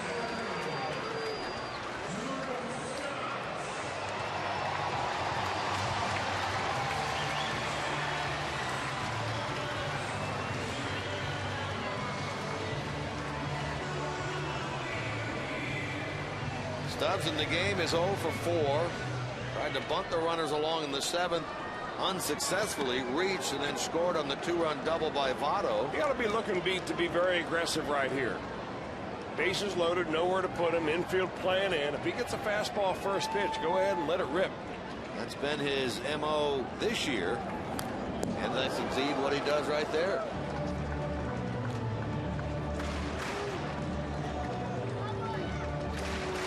Of course, the Astros looking for the double play, which would be awfully difficult considering you've got Stubbs at the plate. Their first play is to come home. They're already down one. They don't want to go down another one.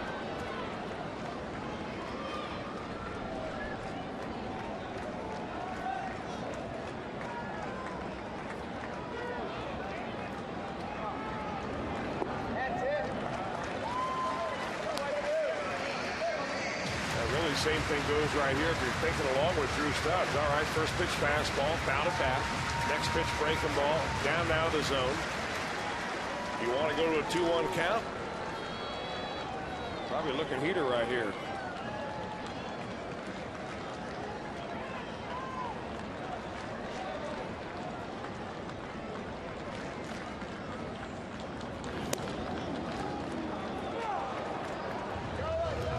That's exactly what he did.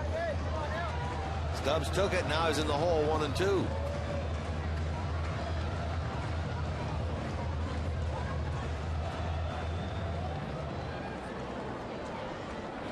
Frazier, Mesoraco, and Rowland run the bases.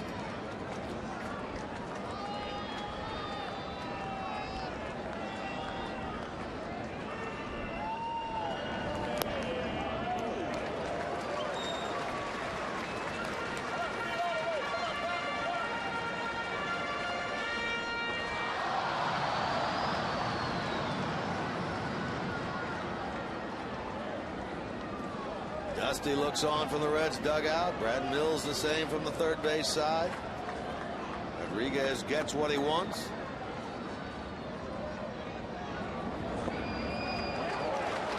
And he goes from 1-2 to 3-2 to Stubbs. Cozart next.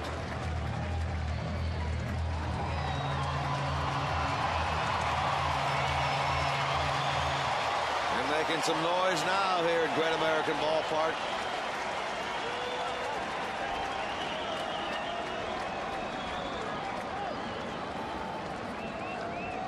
Rodriguez took too much time. Stubbs steps out.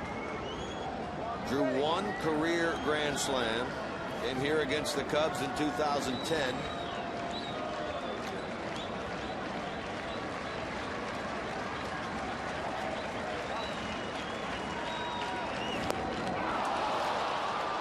Chased one out of the zone, it appeared there, and strikes out for the second out of the inning.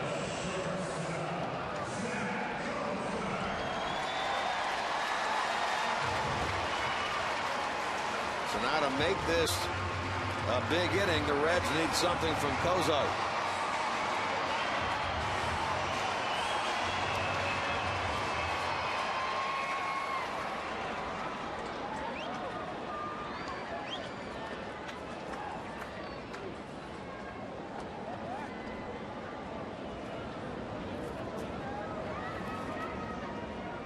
Zach today 2 for 3. Pair of doubles in the middle of the game. Scored a run in the fourth. Drove one home in the fifth. That's with the bases loaded here.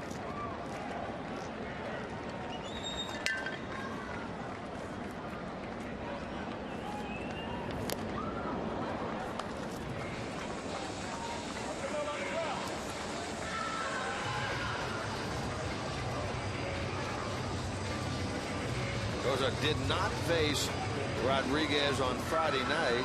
Missed him by one batter.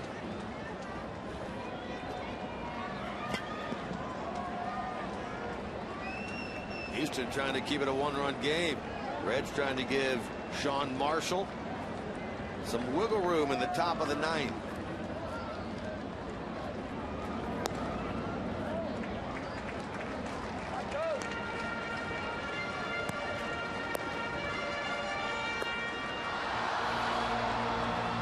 Jay Bruce's home run here in the bottom of the eighth. First pitch of the frame against Rodriguez has given the Reds the lead at 6-5.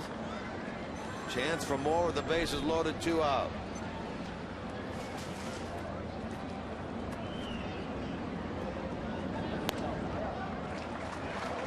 Now Votto look at a 2-1 pitch.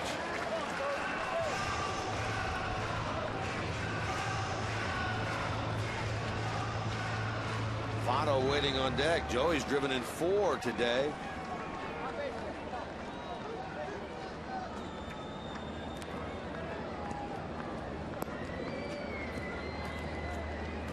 Everybody ready.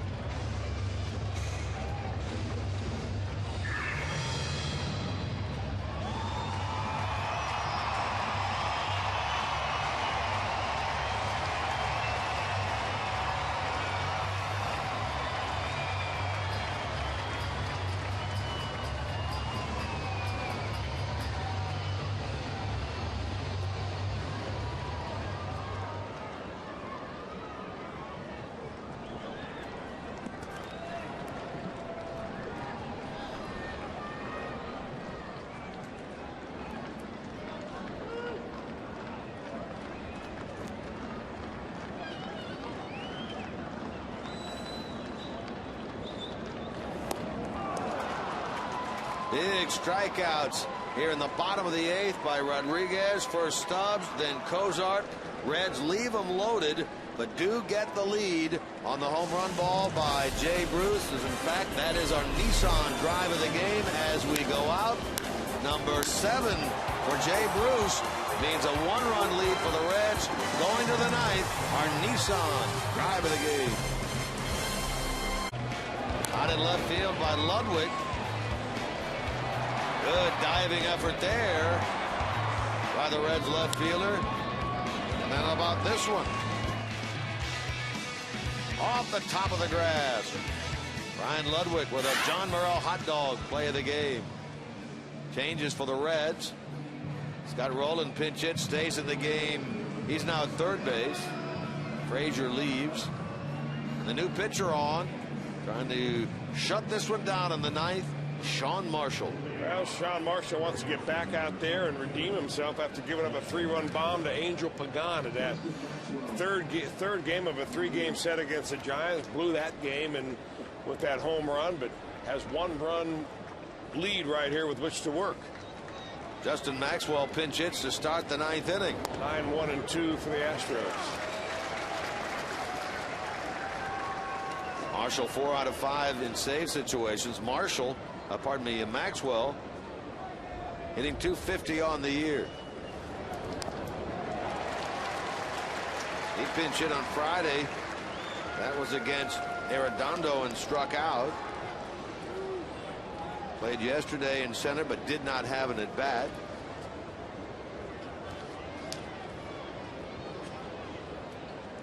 Maxwell 3 for 9 with a pinch hit home run this year.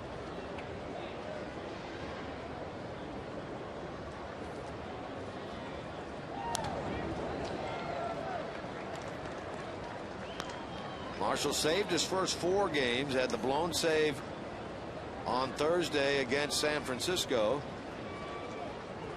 Looks to bounce back here. He gave up the home run ball to Pagan, equaling his home run total that he had given up all of last year as he gets the pinch hitter on strikes. Good start here. That's the difference really in this game. One of them anyway between that game on Thursday. Lost that leadoff man. Well, the home run ball that he gave up to Angel Pagan was a breaking ball. And it really wasn't a whole lot of different spot than it was that. Maybe just a little bit higher. Pagan just happened to get his bat out there and rode it on out of here. Just because you give up a home run on one of your best pitches, you're not going to stick it in your pocket for the rest of the year. He's got to use all of them. Fastball, slider, curveball, changeup. Especially tough against left-handed. That is a wicked breaking pitch to negotiate if you step up in that left-handed batter's box. Bogusevic in this game 1 for 2.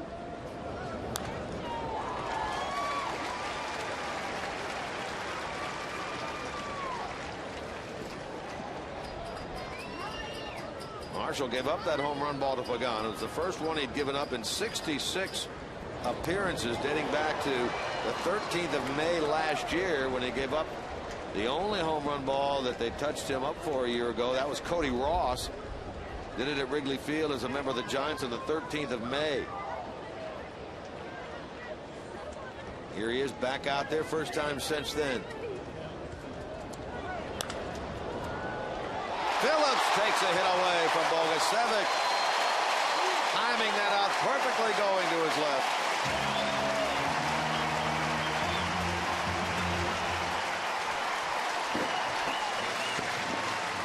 Now, we have seen in this 3-game series with the Astros, every one of our Reds infielders make a superlative play.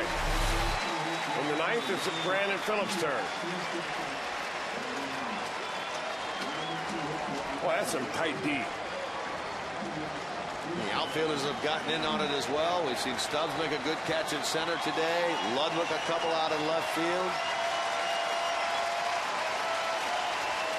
Altuve now against the lefty Marshall. 3 for 4 today. Came in 3rd in the league in hitting. He stands in the way of a series victory for the Reds right here. Rolling. Votto. Reds win.